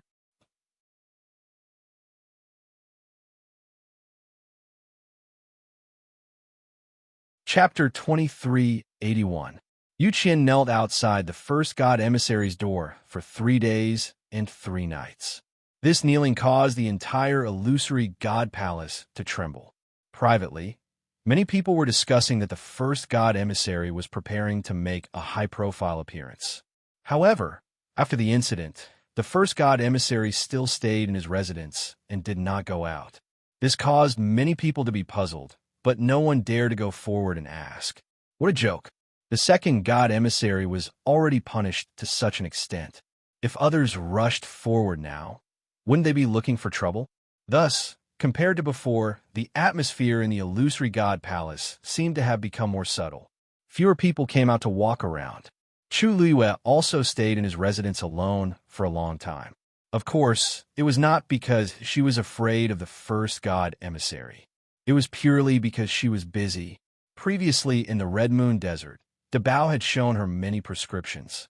There was no lack of senior doctors, and even senior doctors. Although she was not clear when she was learning, she still learned many things subconsciously. This also allowed her to successfully break through to senior doctor and even senior doctor. However, Debao did not give her any prescriptions above senior doctor. Thus, if she wanted to break through, she had to think of another way. Fortunately, she had many herbs in her hands. It was enough for her to try again and again.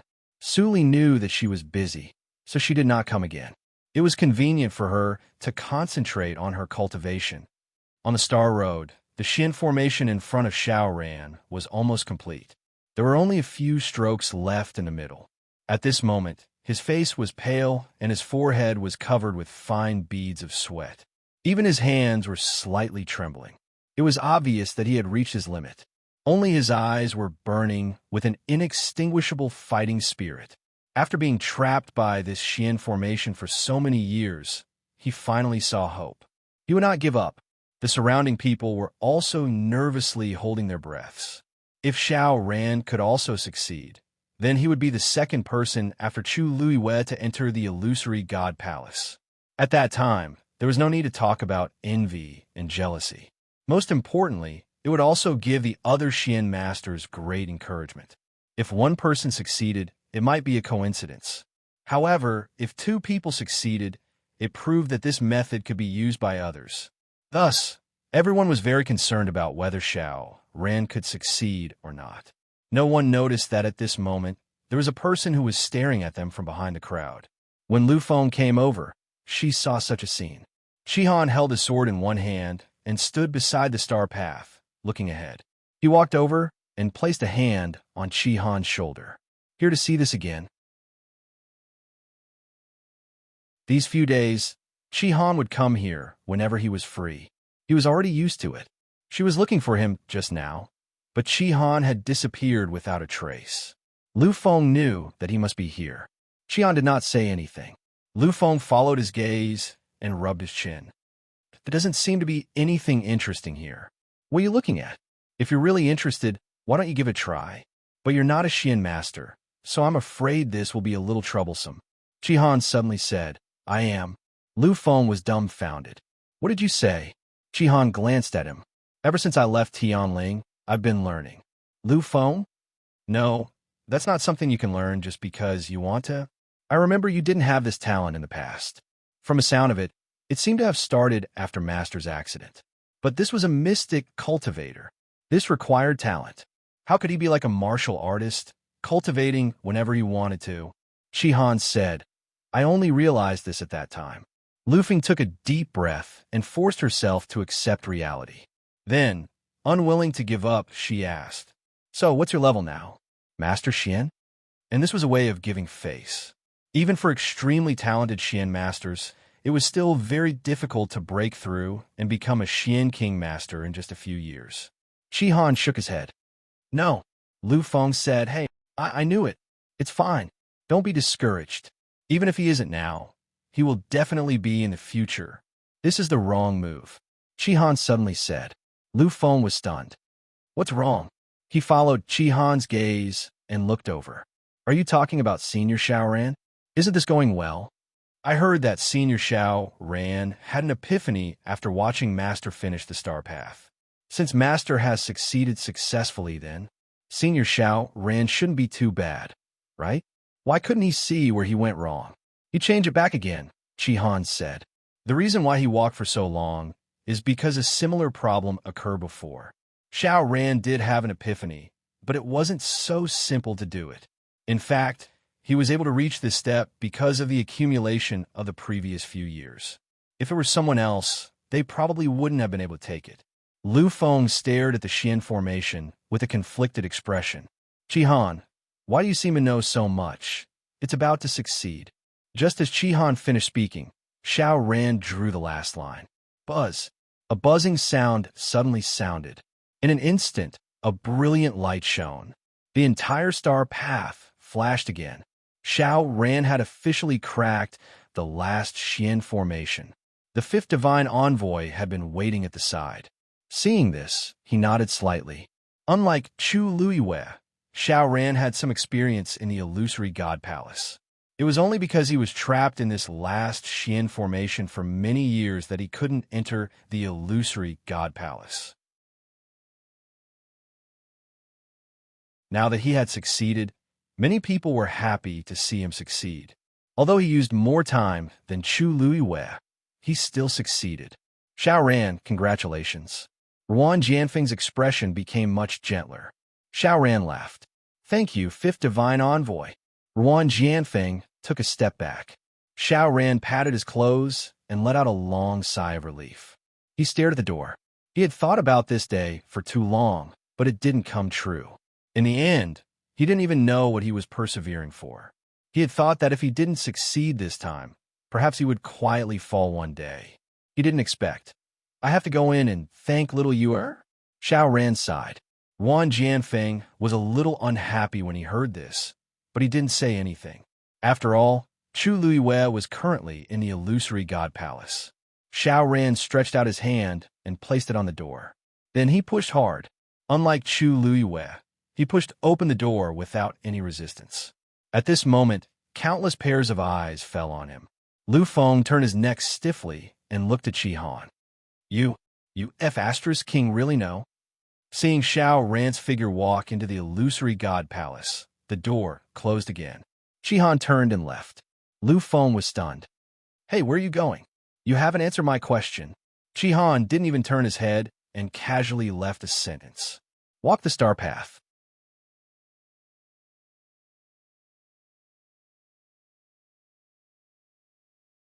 Chapter 2382. Lu Feng was dumbfounded. What did you say? Star path? Him? Now. Shihan ignored him and walked toward the heavenly gate. If he wanted to walk the star path, he had to start from the beginning. Lu Feng hurriedly followed. Hey no, wait a minute. Are you really going to walk the star path? What was Shihan thinking? Did he see that Master and Xiao Ran both succeeded, so he wanted to give it a try? If it was before, Lu Feng might not have taken this matter to heart. But after what happened just now, he vaguely realized that Shihan seemed to be much more powerful than he expected. Moreover, Shihan was not the kind to joke about such things. Lu Feng caught up with Shihan and asked as they walked. Shihan, how confident are you? Why do you seem to be more familiar with Senior Xiao Ran's Xian formation than he is? Hey, say something. Did you secretly cultivate behind my back? When Shihan heard this, he finally opened his mouth. Don't need to cultivate behind your back? Lu Feng was speechless. That seemed to be the case. But why did he feel that something was wrong? He said sourly, "We clearly became gods together, and now you want to walk the star path." He felt like he had been cheated. Shihan could not be bothered with him. Lu Feng was the same age as him, so they naturally had more freedom when it came to interacting with each other. When they arrived at the heavenly gate, the two found that there was actually an acquaintance here. Wu Yao. He was standing there with his arms crossed, deep in thought. "Fifth brother," Lu Feng called out. Wu Yao turned around.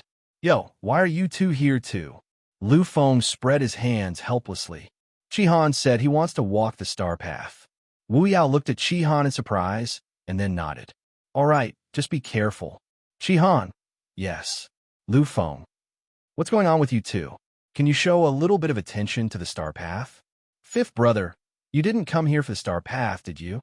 Lu Feng asked weakly. Wu Yao shook his head. "No, I'm here to see the heavenly gate." Lu Feng was speechless. "Fine, I knew I shouldn't have asked. What was so good about the heavenly gates?" Even the 11 divine envoys who were in charge of guarding the heavenly gate weren't that attentive, right? Lu Feng felt that she should find something to do. Otherwise, it would seem that she had nothing to do. Just as he was pondering this question carefully, Shihan had already stepped onto the star path. Wong. A silver light spot instantly lit up under his feet. The first Xian King Division star formation, broken. Lu Feng was terrified. Didn't you just say that you're not a Xian King master?" Shihan continued to move forward expressionlessly. "I am indeed not a Xian King master. I'm a Grand Xian King teacher." Inside the room, a medicinal cauldron was placed in the middle of the room. A cluster of flames was burning quietly within. A rich medicinal fragrance gradually spread out from within. At a certain moment, Jian Fengqi finally made his move and slapped the cauldron with his palm. Condense. Bang. Several medicinal pills shot out from the flames in an instant. Jian Fengqi was already prepared. He grabbed the jade box beside him and put all the pills into it. Click. The box closed instantly. Jian Fengqi glanced at it and nodded in satisfaction. "Phew, I'm finally done." These were the pills that he promised to give to Ant 11 and Ant 12. He walked over and put away the medicinal cauldron. Seeing the charred mark on the ground, he could not help but sigh. This was a mark that he accidentally left behind when he tried to break through to Master Doctor. At that time, who would have thought that the days after breaking through to Master Doctor would be like this? Jian Fengqi silently felt sorry for himself. Was it easy to get a wife these days? He weighed the jade box in his hand and planned to go out. When he reached the door, he had just placed one hand on the door when he suddenly realized that something was wrong. He immediately moved his feet. Bang! Mu Hongyu fell from the void and crashed into something. It didn't seem to hurt. She was stunned for a moment. Then, she smelled a faint medicinal fragrance. A low laugh came from above. "This time, I didn't do anything. You crashed into it yourself." Mu Hongyu immediately looked up. "Jian Fengqi? Why is it you again?" Jian Fengqi was very innocent. "This is my room." Mu Hongyu looked around and found that this was indeed his territory. At this moment, he was standing in front of her with his back against the door. His hands were raised high, and one of them was holding a jade box. It seemed that she really came here on her own. Mu Hongyu coughed awkwardly and immediately took 2 steps back. Jian Fengqi then saw that there was a pool of blood on her shoulder. His expression changed. "What's with your injury?" Mu Hongyu tilted her shoulder and said vaguely, "It's nothing, just a small injury." How could it be nothing? Jian Fengqi knew that she was trying to break through to Mahayana realm recently. She was constantly traveling through various spaces and would indeed be injured from time to time. But those were at most bumps and bruises. She had never seen blood. But this time, the situation was obviously different. Mu Hongyu looked away guiltily. "It's really nothing. I still have something to do. I'll leave first." With that, she was about to leave. Jian Fengqi took a step forward and blocked her way. What's going on? He had always been carefree and unrestrained, and there was always a smile on his lips. This was the first time he had such an attitude. Mu Hongyu's eyes flashed with a hint of hesitation. Jian Fengqi raised his eyebrows slightly. You don't want to say? Then I'll go and ask Lu Yu. Mu Hongyu hurriedly grabbed his arm. Don't go. Jian Fengqi's heart skipped a beat, but when he saw that the blood on her shoulder was still spreading, his expression turned colder. Without any explanation, he grabbed Mu Hongyu's wrist and checked the condition of her body. After confirming that she was fine internally and had indeed only suffered a flesh wound, his expression relaxed. But with Mu Hongyu's physique, it was obviously not easy to leave such a wound on her body. He handed over a jade bottle. Do you want to deal with it yourself? Or do you want me to help you? Mu Hongyu hurriedly took it. I'll do it myself. Jian Fengqi lowered his head and looked at her. Suddenly, he chuckled. With that contract, even if I insist on helping you, you should listen to me. Mu Hongyu glared at him. What? You want to force me? Jian Fengqi's lips curled into an evil smile. He leaned over slightly and whispered, Don't worry, I'm not willing to do that. The two of them were very close to each other. When he spoke, she could feel his warm breath gently. She could even hear his breathing. She was about to speak when she saw a faint luster in his shimmering peach blossom eyes. It was rare for him to be so serious. She blushed slightly and swallowed the rest of her words. She only lowered her head and muttered, What are you talking about? Jian Fengqi raised his eyebrows. Mu Hongyu waved at him. I want to change the dressing. You go out first.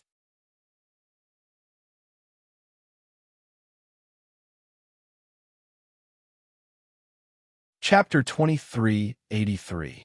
Jian Fengqi raised his hand to cover his eyes. I promise I won't look. Mu Hongyu didn't believe him and stared at him suspiciously. Jian Fengqi's lips curled up. Don't worry, I'll only look if you let me. Mu Hongyu snorted, turned around, took off her clothes, and applied medicine on her wound. Jian Fengqi really waited at the side. After Mu Hongyu finished treating her wound, she said, It's done. Jian Fengqi put his hand down, and his gaze swept past her shoulders before he said, Now you can tell me, right? Mu Hongyu paused and said, It's not a big deal. I just want to try entering the illusionary god sea directly, but I didn't succeed. I was squeezed by the chaotic space below and became like this. Jian Fengqi frowned slightly. You haven't reached the Mahayana realm yet. It's too risky. Mu Hongyu shrunk her neck. I was just trying, but it's not all for nothing. At least I know where to avoid next time. Jian Fengqi stared at her cautiously. No, with your current strength, you shouldn't be injured like this.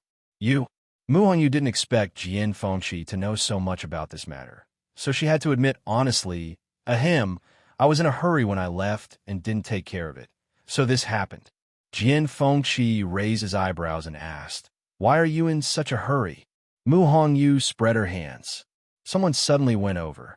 How can I not be anxious? If I walked any slower, I would have been discovered. Who? This? I'm not sure. Mu Hongyu bit her lip and murmured uncertainly, I think it's the first divine envoy, but I don't think so. Jian Fengqi said seriously. At this moment, who else can enter and exit the illusionary god sea at will other than him? Basically, he was the first divine envoy. Mu Hongyu shook her head. But that person, I feel a little familiar. I feel like I've seen him somewhere before. But I was running so fast that I didn't have time to think about it. Familiar? I heard that the first divine envoy rarely leaves the illusory shrine. Even the other divine envoys have a hard time meeting him. Why do you feel that he's familiar?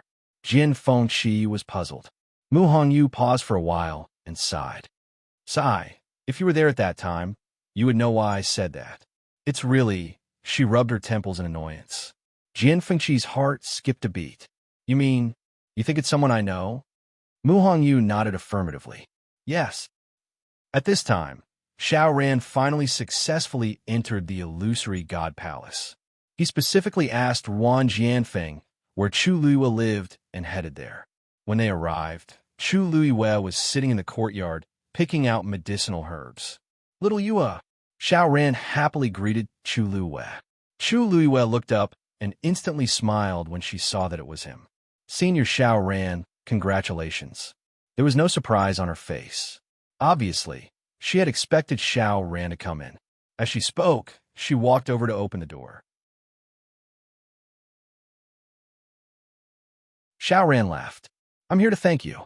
If it weren't for you, I don't know how long I would have to wait to crack the last Xian formation. Chu Yoyue's eyes curved as she invited Xiao Ran to sit. You're too polite. In fact, it's mainly because of you. Otherwise, why would so many people be watching, and why would you be the only one to come in? Xiao Ran just needed a little inspiration, and she just happened to be there.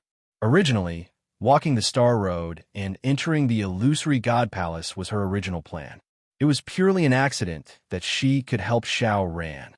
She didn't want to take credit for it. However, Xiao Ran was still very grateful to her and smiled. No matter what, I owe you a favor. Seeing his persistence, Chu Luiyue pursed her lips and smiled. She didn't refuse anymore. Xiao Ran looked at the various medicinal herbs in the courtyard and asked curiously, Are you refining pills? Yes. An all-rounder is indeed different from us. Xiao Ran sighed with emotion. She just entered the illusory God Palace and started refining pills. The key point was that she was already a supreme doctor. People really couldn't be compared to each other. I'm just refining for fun. Chu Luiyue smiled. Our 11th and 12th aunt like these things very much, so I wanted to prepare some for them as snacks. Xiao Ran. There is too much information in one sentence, and he didn't know how to respond. After a long time, he said sincerely, Little you're already very powerful, but your subordinates aren't weak either. Although they were the same as Chu Luiyue and didn't have a bloodline totem, they had already won against many people in the current situation. It really made people sigh. Maybe after a while, they will also have people coming in. Chu Luiyue smiled, but didn't say anything. The 13 you guard each had their own abilities. Whether they could enter or not depended on themselves. After she finished processing the last few herbs in her hands, Chu Luiyue asked in a seemingly casual manner, All right, Senior Xiao Ran, there are a few forbidden areas in the illusory God Palace. You must be careful. Don't be like me and almost accidentally barged in. Xiao Ran said, Of course I know. What? You said you almost barged in? What are you talking about? Halfway through, he suddenly regained his senses and hurriedly asked. Chu Yue's eyes flashed and said with a smile, Don't worry, I'm fine. Before I entered, I was stopped by the second divine emissary. Fortunately, the second divine emissary was magnanimous and didn't punish me. Xiao Ran heard this and heaved a sigh of relief. That's good, that's good. The forbidden areas of the illusory God Palace are not to be entered. The second divine emissary probably didn't pursue the matter because you just entered the illusory God Palace. However, the forbidden areas of the illusory God Palace are extremely difficult to approach. Logically speaking, it's not easy to enter. Where did you go? Chu Luiyue gently smiled and said, I also don't know where it is. I just stood outside the wall and saw a peach blossom fly out. Xiao Ran was startled and suddenly stood up. He looked at her in disbelief. Abandoned garden? You actually went there? It was the first time Chu Luiyue saw such a big reaction from Xiao Ran. He couldn't help but pause and slowly asked, Abandoned garden? Where is that?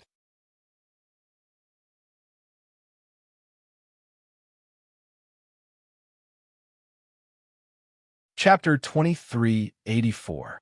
Xiao Ran's expression was extremely complicated. After a long while, he said, That's the Emperor's territory. No one has come close for 10,000 years. Don't go there again. The Emperor? Chu Luiyue was stunned. Isn't this the illusory God Palace? Logically speaking, everything here should be under the control of the Divine Master. Yes, but after the great battle 10,000 years ago, the Emperor personally took over the abandoned garden. I heard that even the divine envoys don't dare to enter rashly. Even the first divine envoy is among them. Even the divine master has to show some respect to the Emperor. If he wants to occupy a place and not allow anyone to enter, it's naturally not difficult. But this matter itself is a little strange. Chu Luiyue narrowed his eyes. Didn't you say that the Emperor didn't interfere in the battle back then? Why? Xiao Ran shook his head. I'm not very clear about the secret behind this. But for this kind of thing, the less you know, the better. Little you listen to my advice. Don't go there again, and don't ask about anything related to it. It's not something they can know. Chu Lua wanted to say something, but stopped. Seeing Xiao Ran's determined expression, he nodded. Thank you for your reminder, Senior Xiao Ran. Silence reigned in the hall. Suddenly, the void vibrated, and a figure walked out. It was Rong Xiao. He came to the table and knocked 3 times. Umo, who had been guarding outside the door, heard the sound and heaved a sigh of relief. Master is finally back. He turned around and pushed the door open. Master, Umo bowed respectfully. Master, Chi-Han has gone to the star path. I know, Rong Xiao said and flicked his wrist. Swoosh! The Pantheon record flew out and unfolded in front of him instantly. Countless names were listed on it. However, among them, there were a few names that were particularly eye-catching. Rong Xiao's gaze swept past those names and finally landed on a place that had been burned. There seemed to be a name there, but it was covered by the flames and couldn't be seen clearly. However, compared to the last time, this name had clearly moved forward a lot. A layer of faint golden light flickered. Rong Xiao frowned. Umo asked cautiously, Master, there is only half a year left before the gate of heaven closes. You keep waiting? Yes. A month passed in the blink of an eye. Bang! A muffled sound came from the heavenly square cauldron. Flames suddenly rose from within before they were quickly extinguished. The pill that was about to take shape was thus charred black. A faint burnt smell filled the air.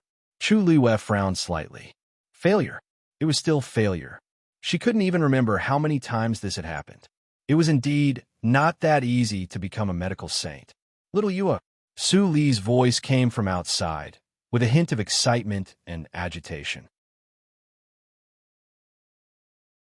Chu Liyue put away the heavenly square cauldron and walked out the door. Mr. Su, what's wrong?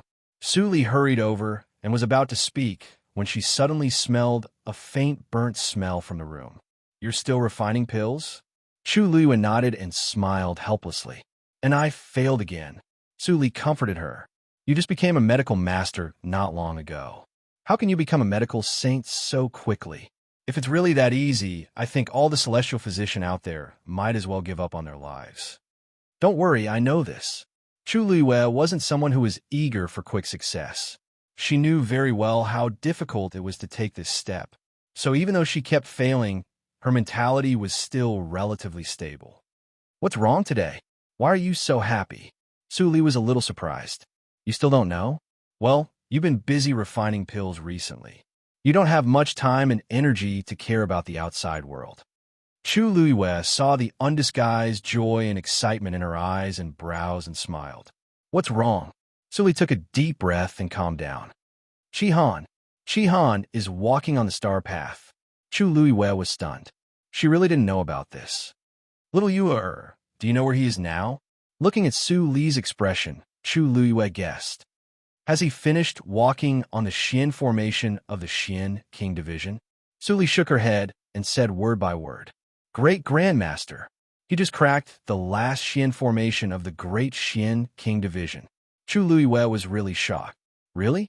Of course it's true. Now, everyone knows about this except for you. Chi-Han was Chu Liyue's subordinate. Just by using this identity to walk on the star path, it was enough to attract attention. But Chi-Han's performance was very outstanding. No, outstanding was no longer enough to describe it. It was simply shocking. His speed is only slightly slower than yours back then. Su Li sighed with emotion. Now many people are betting whether he will continue or not. If he walked any further, he would be a great grandmaster. Just as she finished speaking, a sound came from afar. Chi, resplendent light, soared into the sky and quickly bloomed into an extremely complicated Xian formation. Chu Liyue and Su Li looked over at the same time. A great grandmaster Xian formation. The courtyard fell into a short period of dead silence. After a while, Su Li finally couldn't help but mutter. He actually succeeded. How long had it been? She looked at Chu Liyue with unconcealable shock. Little Yue, your subordinates are all so powerful? How could Chu Liyue not be shocked?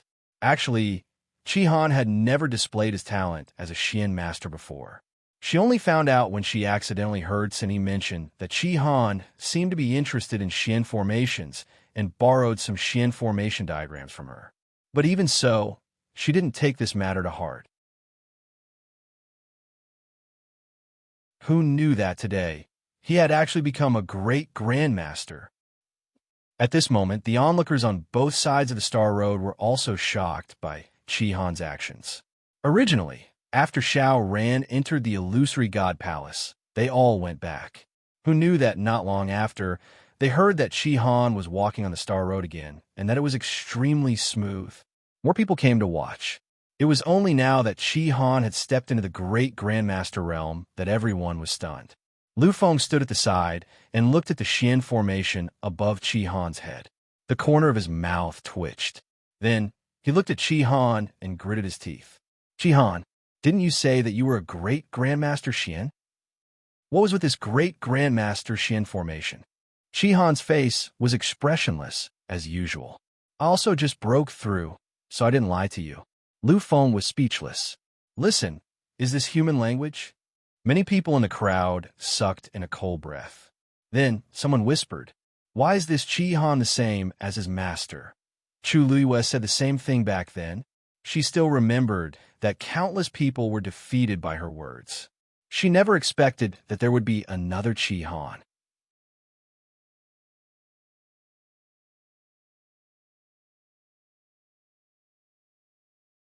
Chapter 2385. He thought that Chu Luiyue was enough to make people envious, jealous, and hateful. But now, even her subordinate was so heaven-defying. He really couldn't live like this. Even Lu Feng couldn't help but twitch his mouth.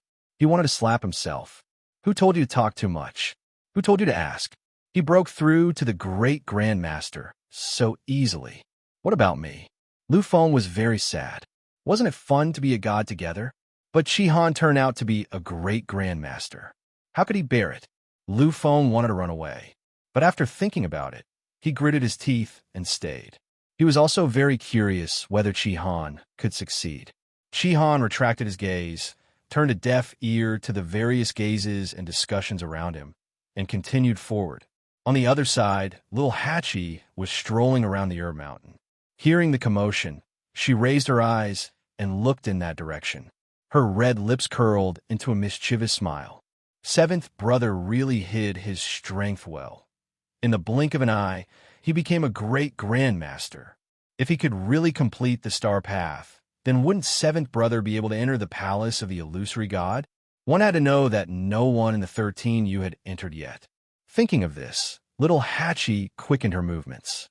Although she was lazy, she was still very clear-headed when it came to critical situations.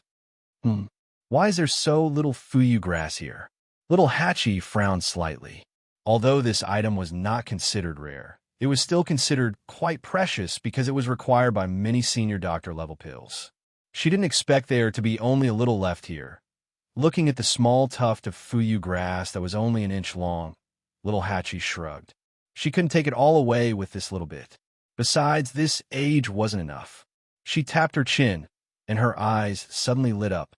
Right? The last time she came here with Jian Fengqi, there seemed to be a large patch of fuyu grass behind that short mountain.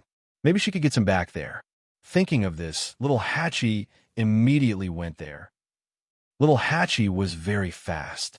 In less than an hour, she arrived at that place again.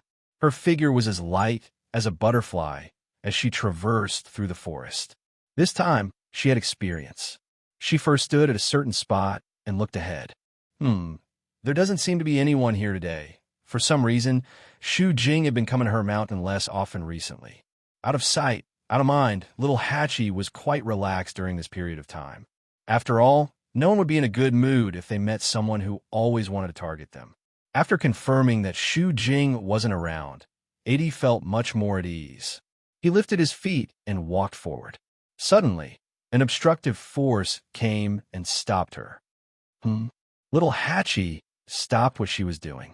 Then, she saw a light green barrier slowly forming in front of her.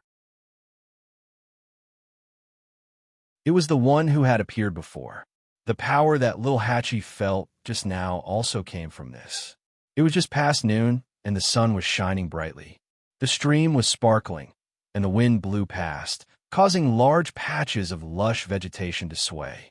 There seemed to be lines on the light green barrier that were faintly discernible. At a glance, it was very magnificent and beautiful. This barrier.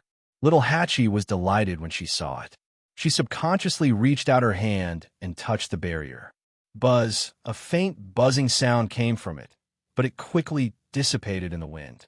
Little Hatchie widened her beautiful eyes slightly. That was because, after the initial obstruction, her hand smoothly passed through the barrier. Her slender and fair hand passed through the light green barrier silently, as if she had reached into a pool of clear water. It was clear, transparent, and cool. She blinked and waved her hand gently. The faintly discernible fragments of light on the barrier swayed along with it. It was a beautiful sight. Little Hatchie was pleasantly surprised. Why didn't she realize that this barrier was so? She thought for a while and realized that she could not think of a suitable word to describe this feeling. Everything that happened here last time was still vivid in her mind. She remembered clearly that this barrier did not belong to Shu Jing. She did not even have half of her control over it. At that time, little Hatchie only thought that it was very funny. She did not expect that the barrier would be so friendly to her now. Little Hatchie's heart moved. She reached out both hands and peeled the barrier from the middle. The barrier flowed quietly to both sides like water. An entrance appeared in front of little Hatchie. Little Hatchie was surprised. She took half a step back, retracted her hand, and gently covered her mouth. The barrier in front of her returned to its original appearance in the blink of an eye, as if everything just now was just an illusion. But of course, it was not an illusion. Little Hatchie hesitated for a moment. Finally, she opened the barrier again and stepped in. Then, she turned around to take a look. The barrier had reassembled and quickly disappeared. However, little Hatchie knew that the barrier was still there. She recalled the patterns on it just now, and a hint of suspicion flashed across her eyes. That pattern looked somewhat familiar. She thought for a moment and suppressed her thoughts for the time being. She went to the stream and found the lush fuyu grass. She picked some and put it away before turning to leave. When little Hatchie returned to the courtyard, she saw Tsin. He stood in the courtyard with one hand behind his back. He was looking in the direction of the star path with a distant gaze. He seemed to be looking at Chi Han. Big brother.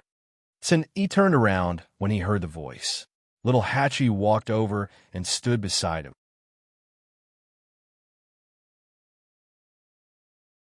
She followed his gaze and looked in that direction. Big brother, you can't see anything from here. If you're really concerned about seventh brother's situation, wouldn't it be better to go to the star path directly? Tsin said indifferently. There's no need. Little Hatchie thought for a moment and asked tentatively. Big brother, you mean you're certain that seventh brother will succeed? Tsin didn't say anything, but his meaning was obvious. Little Hatchie was instantly disappointed. Then won't I be the first to enter the illusory God Palace with Master? Big brother's predictions are godly. He has never been wrong. If he thinks that Chi Han can do it, then there is definitely no other possibility. Tsin glanced at her. If you want to go in, you need to break through to the medical sage first. That day is still far away. Little Hatchie's face fell. Big brother, there are some things that you don't have to be so direct. All right. Big brother, have you been to her mountain before? Tsin Yi's eyes flickered. What's wrong? Nothing. I just saw a barrier at her mountain today. The patterns on the barrier feel a little familiar. As little Hatchie spoke, she quickly glanced at Tsin Yi, wanting to see something from his face. She actually didn't finish her sentence. That was because she didn't just feel familiar with the patterns on the spirit formation. To be precise, she had seen the exact same patterns at Big Brother's place before.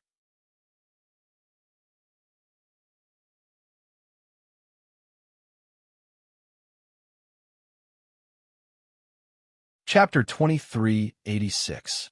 Unfortunately, Tsin Yi was extremely shrewd and did not show his emotions on his face. Little Hatchie's fighting strength was basically zero in front of him, so he could not see anything. So, Tsin Yi asked indifferently, His expression was too open and straightforward.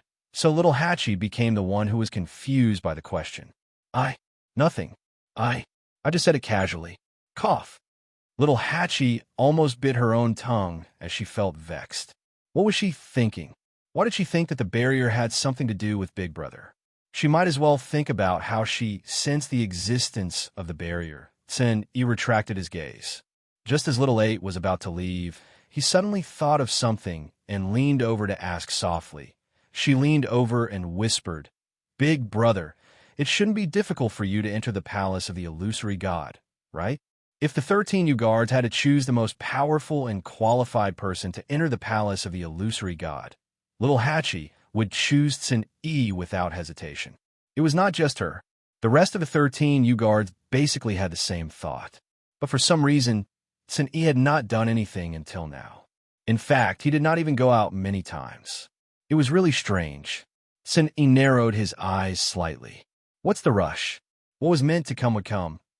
After entering the area of the Great Grandmaster Xian formation, Chi-Han's speed clearly slowed down. Of course, this was compared to Chu Luiwei. Considering that he had just broken through to the Great Grandmaster realm, this was already very heaven-defying. After all, he did not stop at all and kept walking forward. Those Xian formations that had once stumped countless Xian masters seemed to have become simple and easy in front of him. Jin Yunlai stood on the stairs and looked at the star path. His brows were slightly furrowed as if they were covered in a thin layer of frost.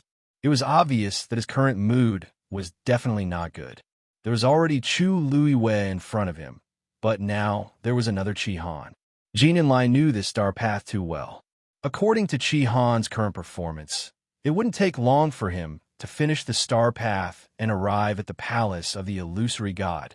For 10,000 years, Jin Yunlai had thought of countless methods, hoping that someone would be able to do this. But without exception, all of them failed. Even Mu Yafeng, whom he had once thought the most highly of, was the same.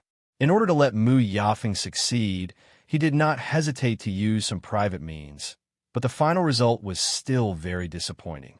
Even he himself was severely punished for this matter. However, he had never expected that in such a short period of time, Chu Luiwei and Xiao Ran would succeed one after another. It looked like there would be another 7 colds. If he had known earlier, why would he have chosen Mu Yafeng? However, it was too late to say anything now. Furthermore, the existence of Chu Luiwei and Chi-Han would only remind him of the wrong choice he had made back then. Treasure Pavilion. He was standing behind the counter, checking the account books. Recently, the illusory god palace was very lively, so this place was naturally much more deserted. However, Chi didn't mind it too much. Instead, he enjoyed this rare moment of leisure. At this moment, the sound of footsteps was heard. Mingshu did not even raise his head.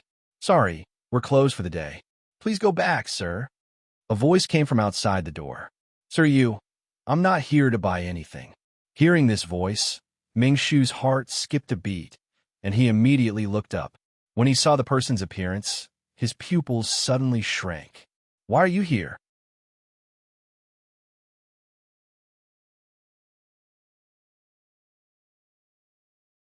Chapter 2387. The person who came was a young man who looked to be in his late 20s. His appearance was ordinary and could at most be considered decent.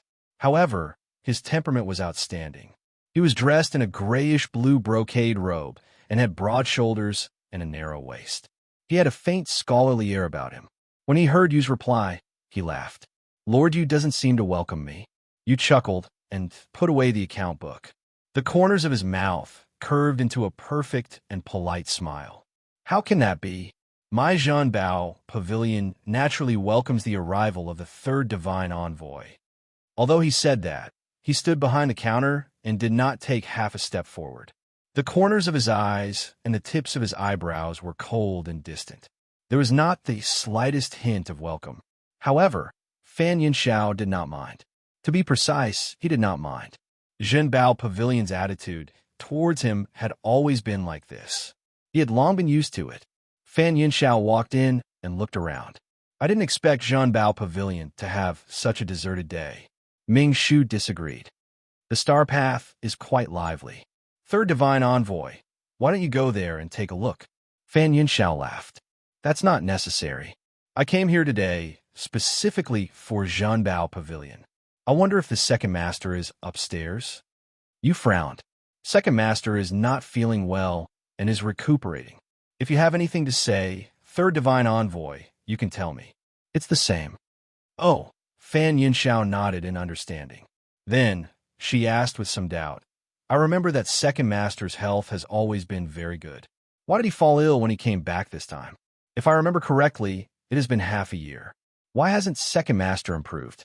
If it really doesn't work, I'll ask the 8th Divine Envoy to come over and take a look.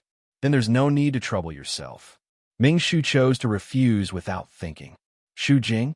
If she came, he was afraid that second master would fall ill even if he was not sick. That person was not easy to deal with. They were used to not dealing with her. Second master is just tired. He just needs to rest well. There's no big problem. Third Divine Envoy, you don't have to be so worried. Ming Shu's attitude was resolute. Fan Yunxiao's expression faded. Even a fool could see that you did not welcome him.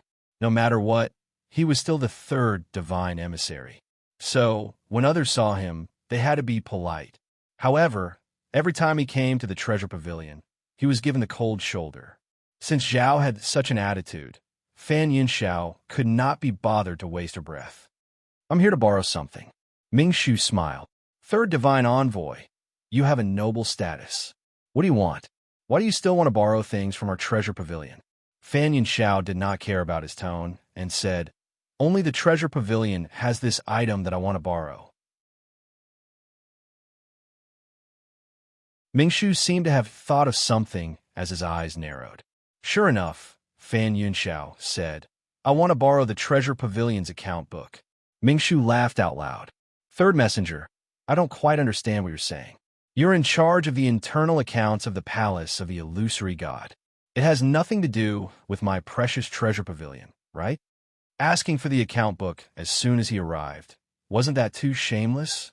Fan Yunxiao said, The divine gate is about to close. The palace of the illusory god needs to settle the previous debts. You and I both know that the treasure pavilion's account book is the most complete. That's why I'm here. Lord you, don't tell me you don't want to borrow it. How can that be? You laughed and patted the account book under him. I don't dare to not give it to the third divine envoy. However, I can't make the decision on such a big matter. I have to go up and ask the second master for his opinion. Lord you, please. I'll wait here. You glanced at him and turned to go upstairs. Fan Yunxiao had one hand behind her back. Her expression was calm and composed, as if she was certain that the other party would definitely give her the account book. You want the account book? Yingge did not even turn his head. No. What a joke. At this point, who still wanted to have anything to do with them? A burden. Tell him that he doesn't have to come and ask for it in the future. If he insists, tell him to ask the first master for it. You came down contentedly and conveyed Yingge's words to Fan Yunxiao without missing a word. Third Divine Envoy, you see, I have no choice, right? The second master has given an order. How can we dare to disobey? You should go back now. Fan Yunxiao's expression was gloomy. However, the other party had directly mentioned the first master. He did not dare to make a fuss. After the negotiation failed, Fan Yunxiao finally left with a belly full of anger. Ming Shu snorted and went to close the door. At this moment, footsteps came from upstairs. It was Yingge who came downstairs for the first time. You hurriedly said, Second master, why did you come down? Yingge waved his hand. Now that Madame is in the palace of the illusory god and all her attention should be on the star path, it's no big deal for me to come down for a walk. He was really bored to death during this period of time. Ming Shu heaved a sigh of relief. That's true. However, I really didn't expect the third divine envoy to come and ask for the account book. Yingge snorted. He just wants to see what kind of trump cards the cultivators in the illusory god palace have. This way, when the heavenly gate closes, the palace of the illusory god will have a rough idea of who can truly ascend to the heavens and become a god. This way, they can prepare early. In short, They just want to control everything in their own hands. Divine artifacts, pills, Xian formation diagrams. Every account book in Zhenbao Pavilion could clearly show all of this. Of course, the palace of the illusory god wanted to take a look. Mingshu nodded in understanding. I see. However, this Fan Yinxiao is also a little interesting. He wants other people's things so easily. Yinge did not like this person to begin with. After today's incident, he was even more annoyed. If he comes again in the future, we will not meet him. Yes. Zhou answered and said, yes. Then what if he insists on going upstairs? After all, he was the third divine envoy. If Fan Yinxiao was stubborn, it would not be easy for them to deal with him. Yingu raised his eyelids and sneered. Then ask him to leave. I want to see if he really dares to behave atrociously here. Not to mention Fan Yinxiao. Even the two above him might not dare to do so. Yu's mouth twitched. Okay. Yingu came to the counter and sat down. He stretched his back. Bam! Another sound was heard. Needless to say, Chi-Han must have deciphered another Grandmaster Xian formation. Hey, listen, this commotion. How lively is the Star Road? Yin Ji's face was filled with envy and emotion. He also wanted to go out and take a look. He looked at his second master and felt a rare sense of sympathy. Second master, why don't you bam? Clang! Before Mingshu could finish speaking, a figure suddenly fell from the sky.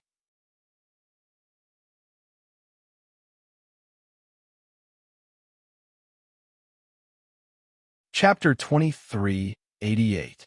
Mingshu's voice stopped abruptly. Yingu froze on the spot. Mu Hongyu rubbed her wrists. TSK. Why did I fail again? Suddenly, her eyes widened as she looked at Yingu in front of her in confusion. The two of them stared at each other, and the surroundings fell into a dead silence. Yinji's body went numb, and his mind went blank. Mu Hongyu. Why was he here? Mu Hongyu was also stunned. She rubbed her eyes hard. He was still there. Second Master Yin? Why are you here? Mu Hongyu asked in disbelief.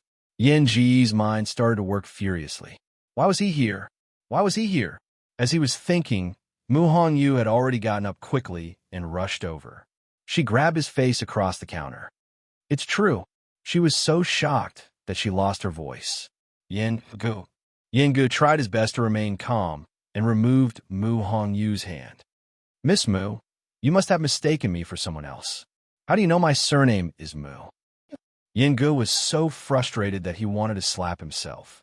The more anxious he was, the more he made a mistake. I've heard of you before. You were also the one who gave the Mahayana realm incantation, right? Yingu tried to make himself look more dignified and stood up to leave. Mu Hongyu's eyes flashed, and she raised her voice. Second Master Yin, I haven't seen you for a few years. You seem to have become rounder. Yingu turned around in anger. Nonsense. Mu Hongyu spread her hands. You admit it? Yin Ji's forehead twitched. Careless. Careless. Mu Hongyu looked at him smugly. She had already said so much. Was he still not going to admit it? Yingu took a deep breath. Follow me up. With that, he gave Ming a look. Mingshu immediately understood and carefully checked the shop again. After making sure that no one else was around, he nodded slightly. Mu Hongyu looked at Yingu and then at Ming. She suddenly realized something. Second Master Yin, you are. He was from Zhenbao Pavilion. Furthermore, it looks like his status is even higher than Lord Qi's. This treasure pavilion is yours. In an instant, Mu Hongyu understood many things. No wonder, no wonder. Wasn't this place also called Treasure Pavilion? Yingu pleaded for mercy. Young lady, lower your voice. I'm not deaf. Originally, he just wanted to go downstairs to get some fresh air. Who knew that he would bump into Mu Hongyu? If it had been someone else, he might have been alerted. However, this person had to be Mu Hongyu. She was already in the minor realization realm and was not far from the Mahayana realm, so it was extremely easy for her to come here without anyone noticing. In the end, Yingu was caught off guard today. Yingu was very regretful. If he had stayed in his room, then everything would have been fine. Previously, in order to prevent being discovered by Chu Luiwei, he had even set up several layers of defense around the room. Ordinary people would not be able to enter.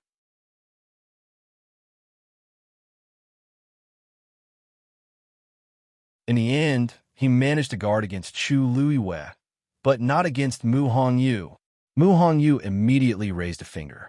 All right, but you have to tell me everything clearly. Yin Ji's head hurt as he turned and went upstairs. Mu Hongyu hurriedly followed him. Halfway through, she turned back to look at Zhao. These people, had they already colluded with each other? Ming shuddered and immediately looked down, pretending to be dead. This was all Second Master's idea. It had nothing to do with him. Mu Hongyu snorted softly and looked at Yin Gu with a burning gaze. She had to get to the bottom of this today. From the first floor to the second floor, it only took a few breaths, but Yin Gu felt as if 2 holes were being burned in his back. He forced himself to support himself, walked to the door, and pushed it open. Come in and talk. Behind him, Mu Hongyu's figure had already disappeared. He was shocked when he heard a voice behind him. Second Master Yin, I'm here. Mu Hongyu had already entered the room and found herself a seat. She patted the chair in front of her. Come, sit down and talk. Yingu, why did he feel as if he was about to be trampled on? Yingu resigned himself to fate and closed the door. He moved with difficulty and slowly walked to Mu Hongyu. The two of them looked at each other for a moment. Second Master of Zhenbao Pavilion. Is you? You were also the one who used all sorts of excuses to refuse to meet Luyu? You were also the one who gave us the mythical flame diagram and the Mahayana technique? Second Master Yin, say something. Yingu took a deep breath and nodded stiffly. Mu Hongyu stared at him fixedly. From country Yao Chun to the illusory god palace. Obviously, all of this had been arranged long ago. Yingu put his palms together. Little miss, it's not impossible for me to tell you, but you have to promise me that you'll keep it a secret. Mu Hongyu raised her eyebrows. Keep it a secret? This isn't something shameful. Why do I have to keep it a secret? Yingu was speechless. I'm forced by life. Forced by life. Mu Hongyu thought for a while and said, Then tell me first. Then tell me first what's going on. Did you target Liu long ago? Other than this, she really couldn't think of any other reason. Yingu sighed. It's a long story. Zhao stayed downstairs and kept watch. From time to time, he would look up, feeling a little worried. It had been so long. Why hadn't they come down yet? Could it be that the second master couldn't handle it and gave up everything? Then what about the first master?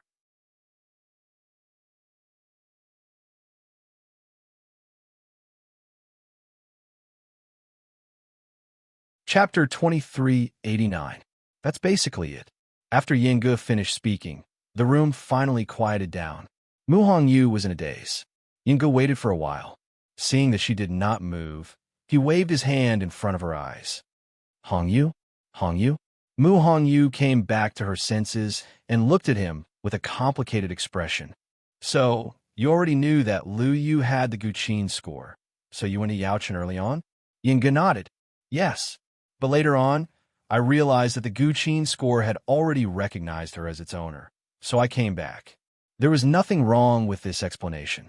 It was just that Yingu omitted the most important one. He really did not dare to say it. Moreover, he was only following his master's instructions. As for the specific reason, only his master knew. He could not say it even if he wanted to. Mu Hongyu was deep in thought. She had heard about the Guqin score long ago. She could not find any fault with Yin Ji's explanation. But if it's just for the Guqin score, Second Master Yin, you seem to be taking too much care of Lu Yu, right? Yin Ji's expression immediately turned serious. That's a must. The Guqin score belongs to the palace of the illusory god and is very important. Since she's the owner of the Guqin score, we should do the same. Mu Hongyu asked in return. Since it belongs to the palace of the illusory god, why is Zhenbao Pavilion so concerned about it? Yingu coughed. Zhenbao Pavilion and the palace of the illusory god are inextricably linked. We also hope that the Guqin score can return to the palace of the illusory god smoothly. In that case, won't the palace of the illusory god want to snatch Lu Yu's Guqin score? Sigh, that's not the case. Don't you see that the palace of the illusory god is very polite to her now? As long as she's in the palace of the illusory god, doesn't that mean that the Guqin score is also there? Mu Hongyu thought about it and felt that it made sense, but she also felt that something was not quite right. Yin said, I've said everything that needs to be said. Now, you should be satisfied, right? Mu Hongyu took a deep breath and tried her best to calm the waves in her heart. After a while, she said, I understand. After saying that, he got up and was about to leave. Yin Gu hurriedly said, Hey, you promised me that you would keep it a secret. Mu Hongyu frowned. Actually, it doesn't matter even if Lu Yu finds out about this. She's not a petty person. Second Master Yin, what are you worried about? Yin Gu sighed helplessly. I know that. In fact, I've been looking for an opportunity to talk to her, but I haven't found the right time, so it's been delayed until now. Therefore, I would like you to keep this a secret for the time being. I will find an opportunity to apologize to her personally. Mu Hongyu thought for a long time before she finally agreed. It's a deal. After saying that, Mu Hongyu's figure quickly disappeared from the room. Yin Gu heaved a long sigh of relief. Looking at the empty room, he could not help but mutter, Looks like I'm really close to breaking through to the Mayana realm. After leaving the treasure pavilion, Mu Hongyu went back to her own place. At this moment, another silver light flew up and slowly bloomed in the air. She looked up. Chi-Han had actually broken through another Grandmaster Xian formation. At this speed, he should be able to enter the palace of the illusory god soon. Right? At this thought, Mu Hongyu's eyes turned slightly and looked at the palace of the illusory god. At this moment, Liu should also be paying attention to Chi-Han's situation. It would be better for her to look for her later. Besides, she seemed to have touched the threshold of the Mahayana realm.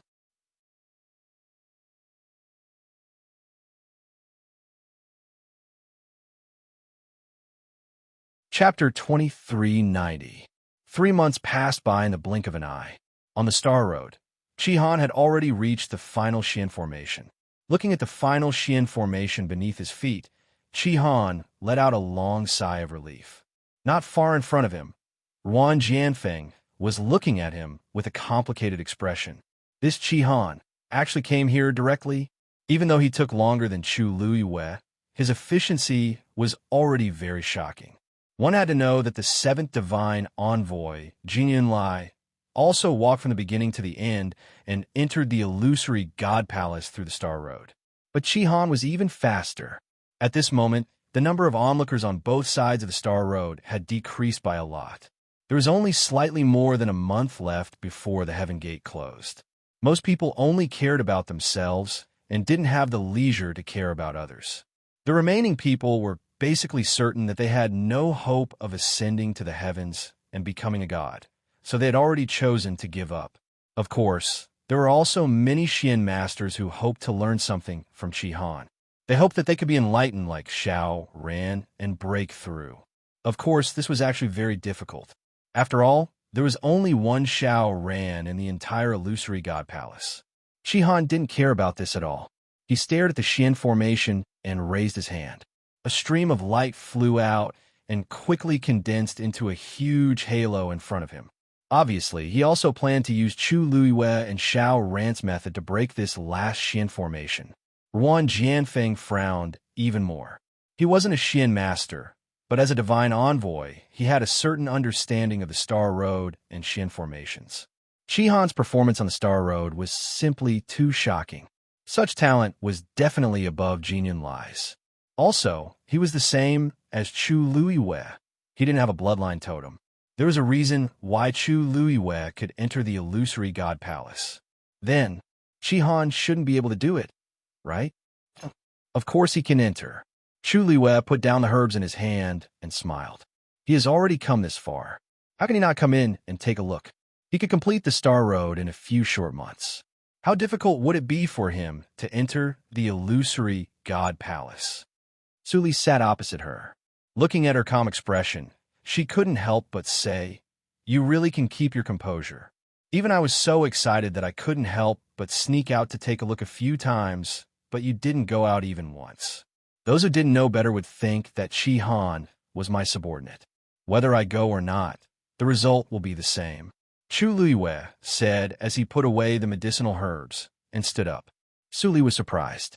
Are you going out? Chu Luiyue nodded. I'm going to see Dumpling. Ever since Dumpling left last time, She had not been here.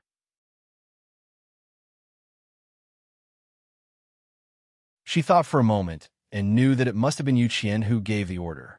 However, Dumpling couldn't come over, but she could. During this period of time, he had been busy researching the prescription and had not had the time to take care of Dumpling. He had to go and take a look. Suli nodded her head and sighed in disappointment. It's a little boring to be alone. Chu Luiwei raised his eyebrows. Why hasn't Senior Tang Ke come? In fact, she had wanted to ask this question for a long time. Suli spent most of her time in the illusory god palace. It was reasonable to say that Tang Ke, who was also a refining saint, should have come. However, he didn't. Suli rested her chin on one hand. He said that he was practicing refining with Shangwan Jing. It's good that he didn't come, so he won't delay my business. Chu Luiwei said with a smile. It seems that Taizu will break through later. I have to thank Senior Tang Ke in you. Suli waved her hand. Thank me for what? Chu Luiwei smiled deeply and didn't say anything. Suli reacted quickly and blushed slightly. Little you don't talk nonsense. I didn't say anything just now. Suli's face turned even redder. Chu Luiwei didn't tease her. He said a few more words and left. Chu Luiwei came to the door and pushed it open. Ruan Jianfeng heard the sound and looked back. Finally, he couldn't hold back and came to take a look?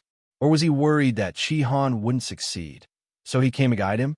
Chu Yoyue's gaze swept past the Xian formation in front of Qi Han. Ruan Jianfeng said coldly, Shangguan Yu, even if you've succeeded and Qi Han is your subordinate, you can't help him. Otherwise, all his previous results will be invalidated. Chu Luiwei looked at him in surprise. Fifth messenger, you seem to have misunderstood. Do I have the words help written on my face? Besides, do you think Qi Han needs help? Ruan Jianfeng choked. There is really no way to explain this. After all, Qi Han's previous performance was enough to explain everything. Then why did you come out now? Why did you have to come out now of all times? Chu Luiwei smiled warmly. I'm here to cheer for Qi Han. As she spoke, she took a step forward and said to Qi Han, Go for it. Then, she really turned around and was about to leave. Ruan Jianfeng. Everyone, did you really only say these 2 words when you said you wanted to cheer for him? Qi Han nodded. Thank you, Master. Ruan Jianfeng was also stunned. He subconsciously asked, You're leaving just like that? Chu Luiwei stopped in her tracks. What else can I do? Oh, right. She seemed to have suddenly thought of something and turned around to shout, I'll come back later. I'll be back later. If you go in early, go look for Suli first and wait for me. Yes. Chu Luiwei nodded in satisfaction and smiled at Ruan Jianfeng. Fifth messenger, do you have any other questions? If not, I'll leave now. Ruan Jianfeng's face was cold as he waved his sleeves fiercely. Chu Yoyue's eyes curved as she left with light footsteps.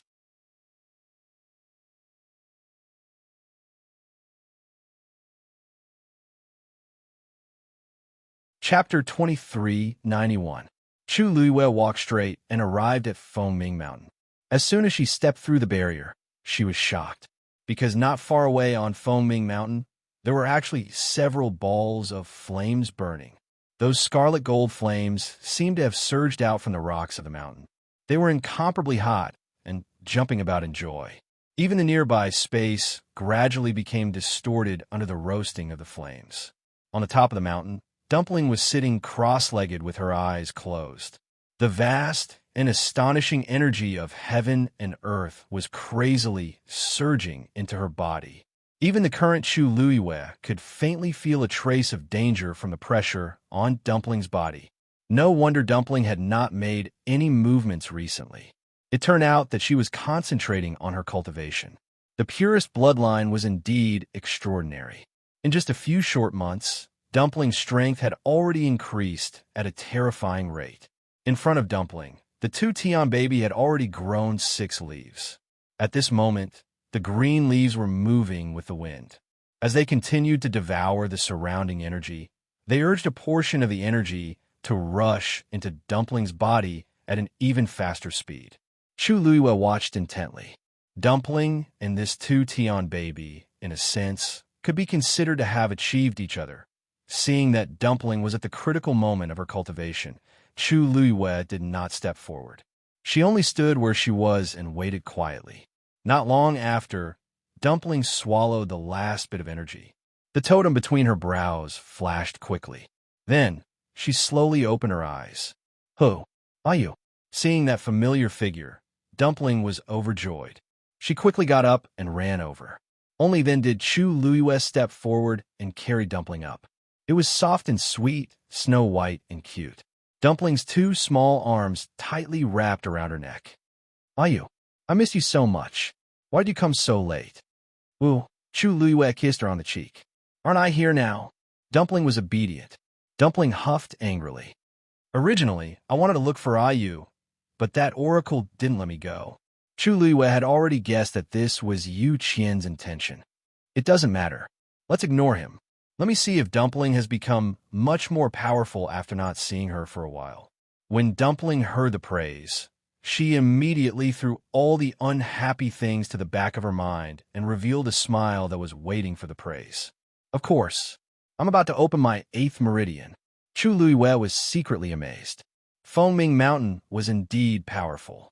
Dumpling had only been here for a short period of time, and she was already about to open her 8th meridian. Of course, this also had something to do with Dumpling's bloodline talent. If it was any other Crimson Gold Heavenly Phoenix, they would definitely not be able to compare to Dumpling after staying here for a while. By the way, Ayu, have you seen the first oracle in the palace of the illusory god? Dumpling's question stunned Chu Luiyue. "No. Why are you asking this?" Dumpling pouted, rolled her eyes, and said, "Nothing. I just feel that this first oracle should be more powerful than the second oracle, right?" Chu Luiyue smiled and nodded. "Of course. If only the first oracle could beat him up," Dumpling said angrily. Chu Luiyue gently scratched her nose. "You guessed it right.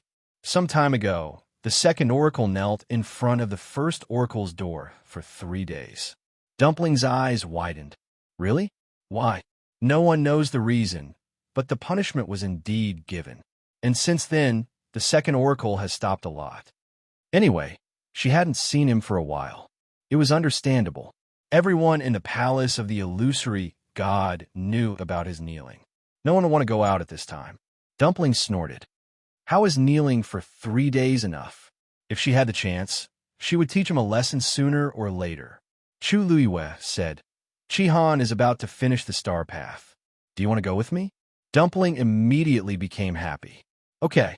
Originally, she was a little worried about Yu Qian's threat, but now that Ayu was here and the first oracle had punished him, he probably wouldn't have the time to find trouble with them.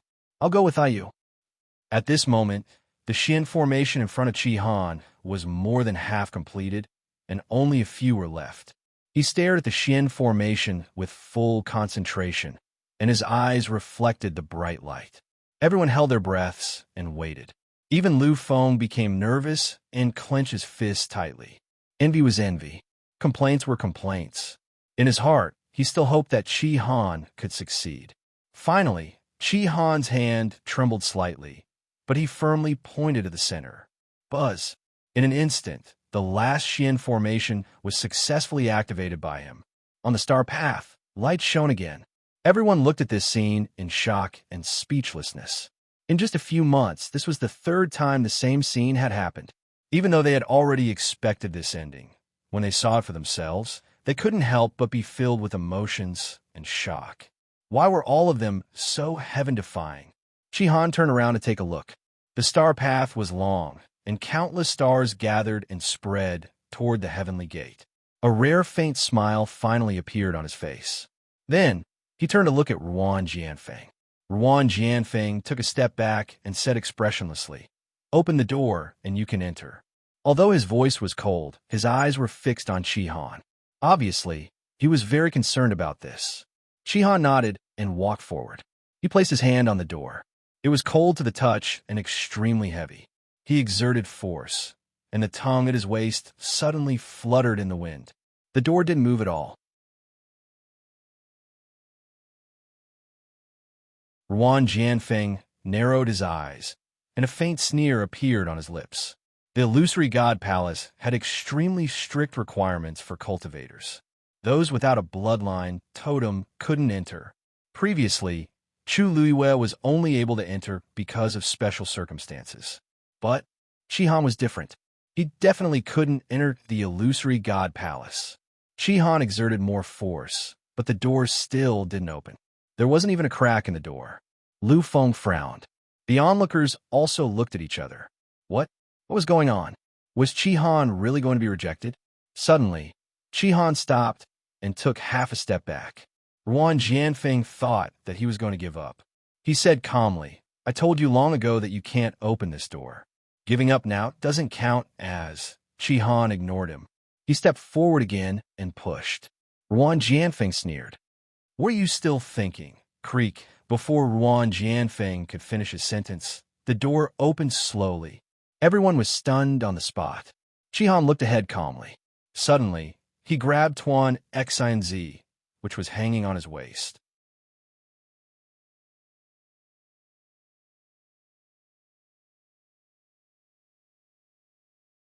Chapter 2392.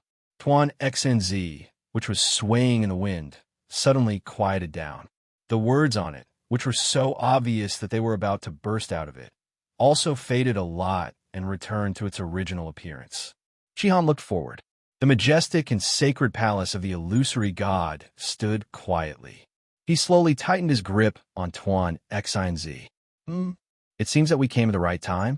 A clear female voice broke the deathly silence in the area. Everyone subconsciously looked back and saw Chu Luiwei holding Dumpling's hand and walking toward them. Hearing this, Shihan also looked over. He silently released Tuan Xinz in his hand and bowed in salute.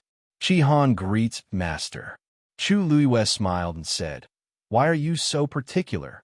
You just finished the star path, and it's time to celebrate." Dumpling also raised her face and gave him a thumbs up. "Brother Shihan, you're amazing." Shihan's gaze fell on Dumpling's face, and a smile quickly flashed across his eyes.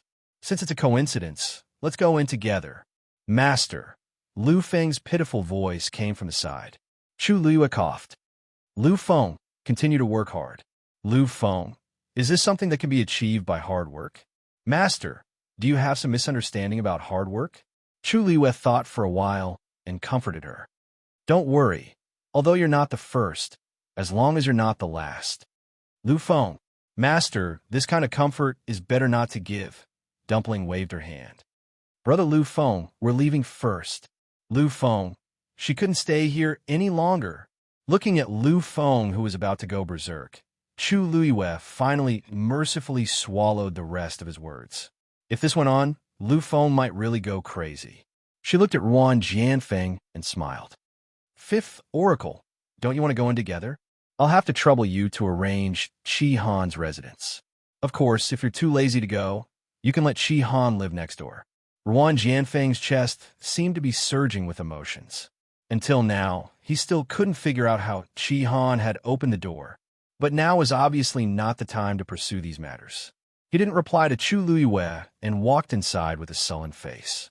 At this moment, a familiar voice came from behind. "Wait." Chu Luiwei turned his head and said in surprise, "Hongyu, why are you here?" Suddenly, her voice paused as she looked at Mu Hongyu. Her eyes were filled with shock. Mu Hongyu seemed to be different from before. On the surface, Mu Hongyu did not seem to have changed. However, when she walked over, the surrounding space actually flowed slowly with her.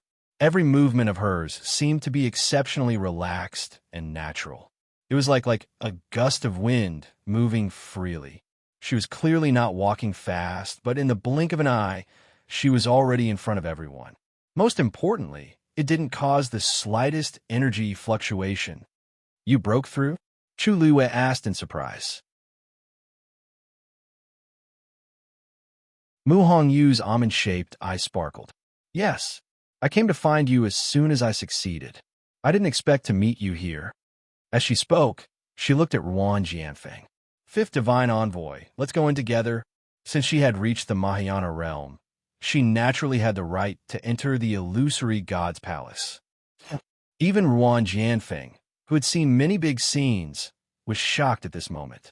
Mu Hongyu blinked. Fifth Divine Envoy, I won't stop you from entering, right? Do I have to open the door myself? But I can go through the door directly, so I don't have to, right? Ruan Jianfeng's eyelids twitched violently.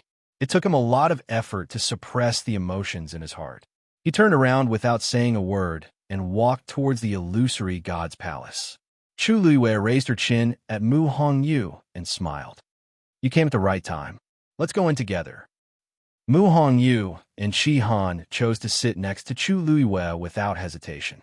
Ruan Jianfeng agreed very quickly and left in a hurry without saying anything. The situation had exceeded his expectations. He had to discuss with the other divine envoys as soon as possible on how to deal with it. Mu Hongyu shrugged at Ruan Jianfeng's back. He left so quickly. Why are these divine envoys so cold? Chu Luiyue pulled her into the house. Qi Han, guard outside the door and don't let anyone in. Qi Han nodded. Yes. Mu Hongyu followed Chu Luiyue into the house. Chu Luiyue still carefully set up a barrier, just in case. Then, she looked at Mu Hongyu. Hongyu, are you 100% confident? Mu Hongyu nodded slightly. As long as there are no accidents, we will definitely be able to bring Master back this time. Chu Luiyue exhaled, and her heart beat quickly. Now was the best time. Everyone had seen them enter the illusory god palace. No one would have thought that at this time, they would quietly sneak into the illusory god sea. Mu Hongyu's expression was firm. Let's go together. Chu Luiyue looked at Dumpling. Dumpling, wait here first. The contract between her and Dumpling could not be known to others. Then, Dumpling could only stay here temporarily. Dumpling nodded seriously. Dumpling will definitely wait here obediently. Ayu, you must be careful. Chu Luiyue touched her little face. Hongyu, let's go. Mu Hongyu held her breath and raised her hands. Then, the space in front of her started to ripple like water. She grabbed Chu Luiyue's hand and stepped in. The two figures disappeared in an instant.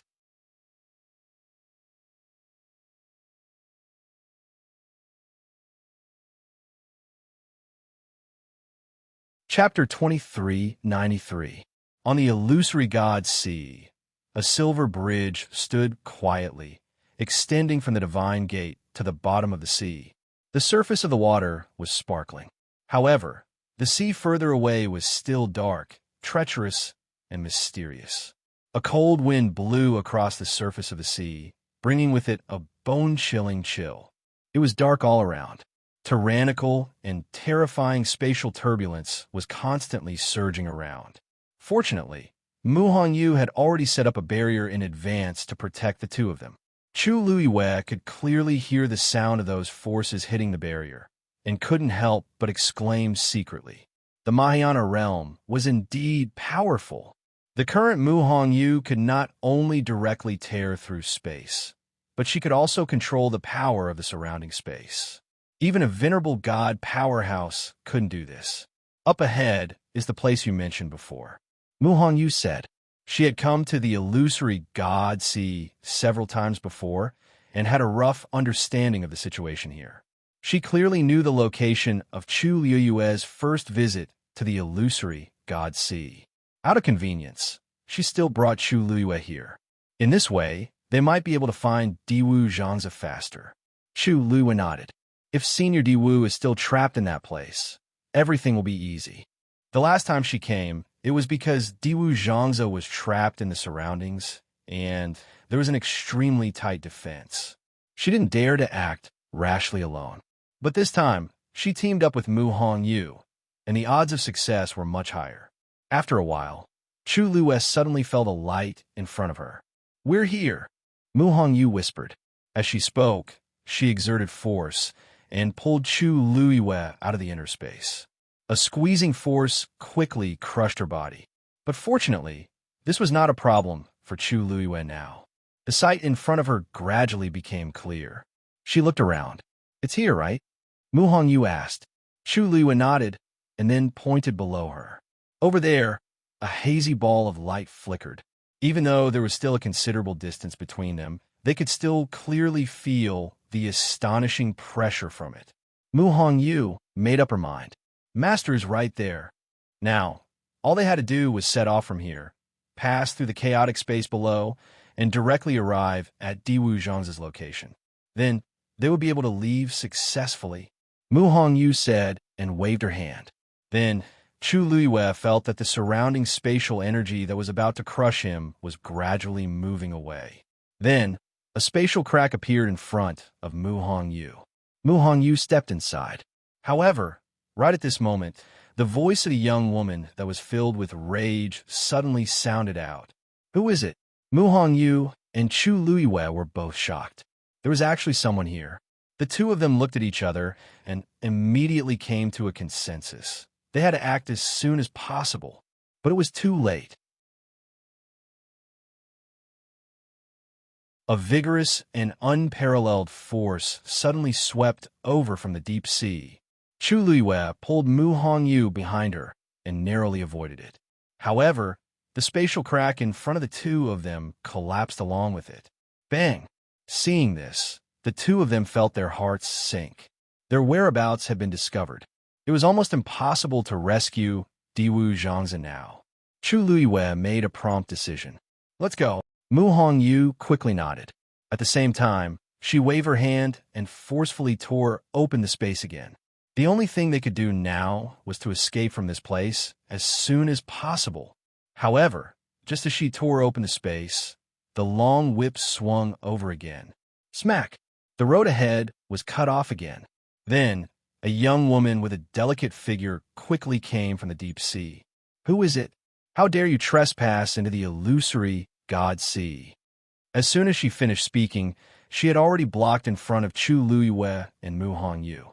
It was a woman who looked no more than 15 or 16 years old. She had delicate features and a pair of green eyes. The 12th Oracle. Chu Luiyue was shocked. She had heard of this name long ago, but had never seen her before. Unexpectedly, she was guarding the illusionary God Sea. Bailing looked at the two of them with undisguised anger on her face.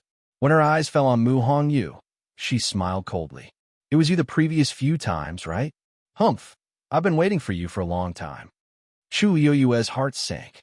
The 12th Oracle was hiding her strength and had obviously been waiting here for a long time. It would be difficult to leave this place smoothly. "You two are really bold. How dare you trespass in the illusionary God Sea?" Bailing had been guarding here all year round, so she didn't know them. She held the long whip in one hand and gently tapped the other palm. She glanced down at the ball of light below. The person imprisoned there is the biggest traitor of the illusionary God Palace. The Divine Lord wants to punish him. How dare you come to save him? You must be tired of living. Chu Luiyue narrowed her eyes. Traitor? Diwu Zhangzi? Those who trespass without permission will be sentenced to death. Bailing swung the long whip in her hand. It's your honor to be killed by me personally. Smack! The long whip flew out in an instant. At the same time, the surrounding space began to crazily squeeze toward the two of them. Mu Hongyu was about to attack when she suddenly spat out a mouthful of blood. Chu Luiyue supported her and turned around to stand in front of her. She saw that the long whip was about to hit her back. The biting cold almost made her ears buzz, and it was extremely painful. At this moment, an indifferent and low voice sounded. Bailing stopped. Bailing was shocked and hurriedly turned to look. The first Oracle. Chu Luiyue's heart shook when she heard this voice. Her body stiffened, and she slowly turned to look at the newcomer.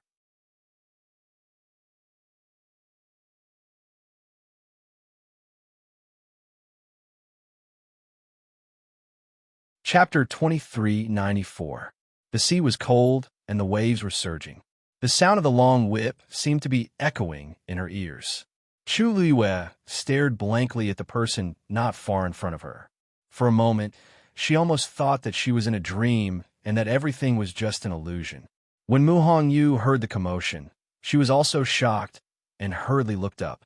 The first Oracle is here? When that person's face came into view, Mu Hongyu's voice also stopped abruptly. She almost subconsciously looked at Chu Luiyue. Her lips moved slightly as if she wanted to say something, but she didn't know how to start. There was silence all around. Chu Lui could even clearly hear the sound of her heart beating. Her fingertips curled slightly, and a chill came out of nowhere and wrapped around her. This person was so familiar, yet so unfamiliar. His features were handsome, and his figure was tall and straight. Wearing a well-cut, grayish-blue robe, he had a bit of a cold and noble aura that people could only look up to and not climb. He was indeed very different from how he looked in her memory, but his eyes were so familiar, as if they were carved into her heart like a knife. She fixed her gaze on the person in front of her, and the corners of her lips gradually raised into a faint smile. But there was no smile in those starry eyes. Instead, it seemed to be covered with a faint layer of mist, making it difficult to see clearly. She said softly, "Mu Qinghe, is it fun to lie to me?" The palace of the illusory god. Dumpling was alone in the room. She touched the teacup, touched the table, and even opened the jade bottles on the bookshelf to smell them. When there was nothing else to play with, she finally lay straight on the bed. Her whole body stretched out like the Chinese character. Looking at the curtain above, she mumbled, "So boring, knock knock." Someone knocked on the door suddenly from outside. Dumpling suddenly jumped up. Ayu is back. But just as she ran to the door, she suddenly stopped. That's not right. If Ayu and the others came back, they should have come straight to this room. Why do they have to knock on the door? Dumpling pursed her lips and walked back. It should be someone else, right? But Ayu said not to open the door for anyone. Shihan was outside. He would definitely stop them. Sure enough, the knocking sound disappeared. Dumpling lazily walked back and climbed onto the bed. Suddenly, there was another knock on the door. Most importantly, he was knocking on the door. Dumpling frowned in confusion. "Ooh," Shihan's voice sounded. "Dumpling, someone's looking for you." Dumpling was dumbfounded. Looking for me? At this time, who would come looking for her? She thought for a while, but couldn't come up with an answer. But Shihan seemed to have let them in? That shouldn't be a problem, right? Thinking of this, Dumpling shouted, "He's here." With that, she ran to open the door. Creak! The door opened a crack. Dumpling poked her head out and looked around vigilantly. "Brother Shihan, who's looking for me?" Shihan looked down at her little head and reminded, "Look up." Dumpling looked up instinctively. Shihan was standing in front of the door, looking at her helplessly. "Who?" Whoosh! Before she could finish, a green shadow pounced on her.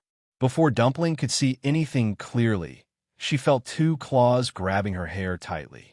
She was instantly annoyed. Don't grab my hair." With that, she raised her hand to fight back. But at this time, only her head was exposed. Her body was inside the door, and she couldn't do anything for a while. She could only let the other party grab her hair. "I'm going to be angry." Dumpling's voice suddenly rose an octave. Shihan sighed helplessly and grabbed a certain person who was doing evil. "If you have something to say, wait for Dumpling to come out." With that, he helped Dumpling open the door. Dumpling was released and immediately heaved a sigh of relief. However, the pain from her scalp still made her very angry. She looked up angrily. "I think you're looking for Red Demon." The anger in her heart instantly dissipated, leaving only deep shock and disbelief. The green sparrow in front of her had green feathers and red eyes. Wasn't it Red Demon? But wasn't Red Demon already dead? Red Demon, you're not dead. Tuanzi suddenly realized something and screamed out loud. Then, she suddenly recalled everything that had happened before and gasped in shock. "It's you. It's you who was at Phoenix Crime Mountain, right?" Red Demon didn't answer. It just struggled to flap its wings. Only then did Shihan let go. Red Demon flew over, bit the corner of Dumpling's skirt, and began to pull her out. Dumpling hurriedly said, "Wait, I haven't made myself clear." Red Demon suddenly turned around and glanced at her. Just this glance made Dumpling's heart skip a beat. After being stunned for a moment, Dumpling immediately followed. "I'll go with you." They had been together for too long. Even if Red Demon didn't say anything, Dumpling knew that something had happened just by looking at its eyes. Shihan frowned slightly, but he didn't stop her. Dumpling ran 2 steps before she remembered something and looked back. "Brother Shihan, Shihan nodded. "Be careful." Dumpling calmed down and nodded hard. She immediately turned around, and followed Red Demon. The two silhouettes left quickly, gradually disappearing from sight. Shihan didn't look away until they were out of sight. He turned to look at the main hall of the palace of the illusory god. It was towering, standing, and cold. You're tuning into the Romance Rendezvous YouTube channel. We're so grateful for your support, and don't forget to subscribe to join us on this incredible journey through captivating stories. Your generosity through donations truly makes a world of difference, as it's the primary source of revenue that allows me to expand and enhance this channel for you. Thank you from the bottom of my heart for being a part of this adventure.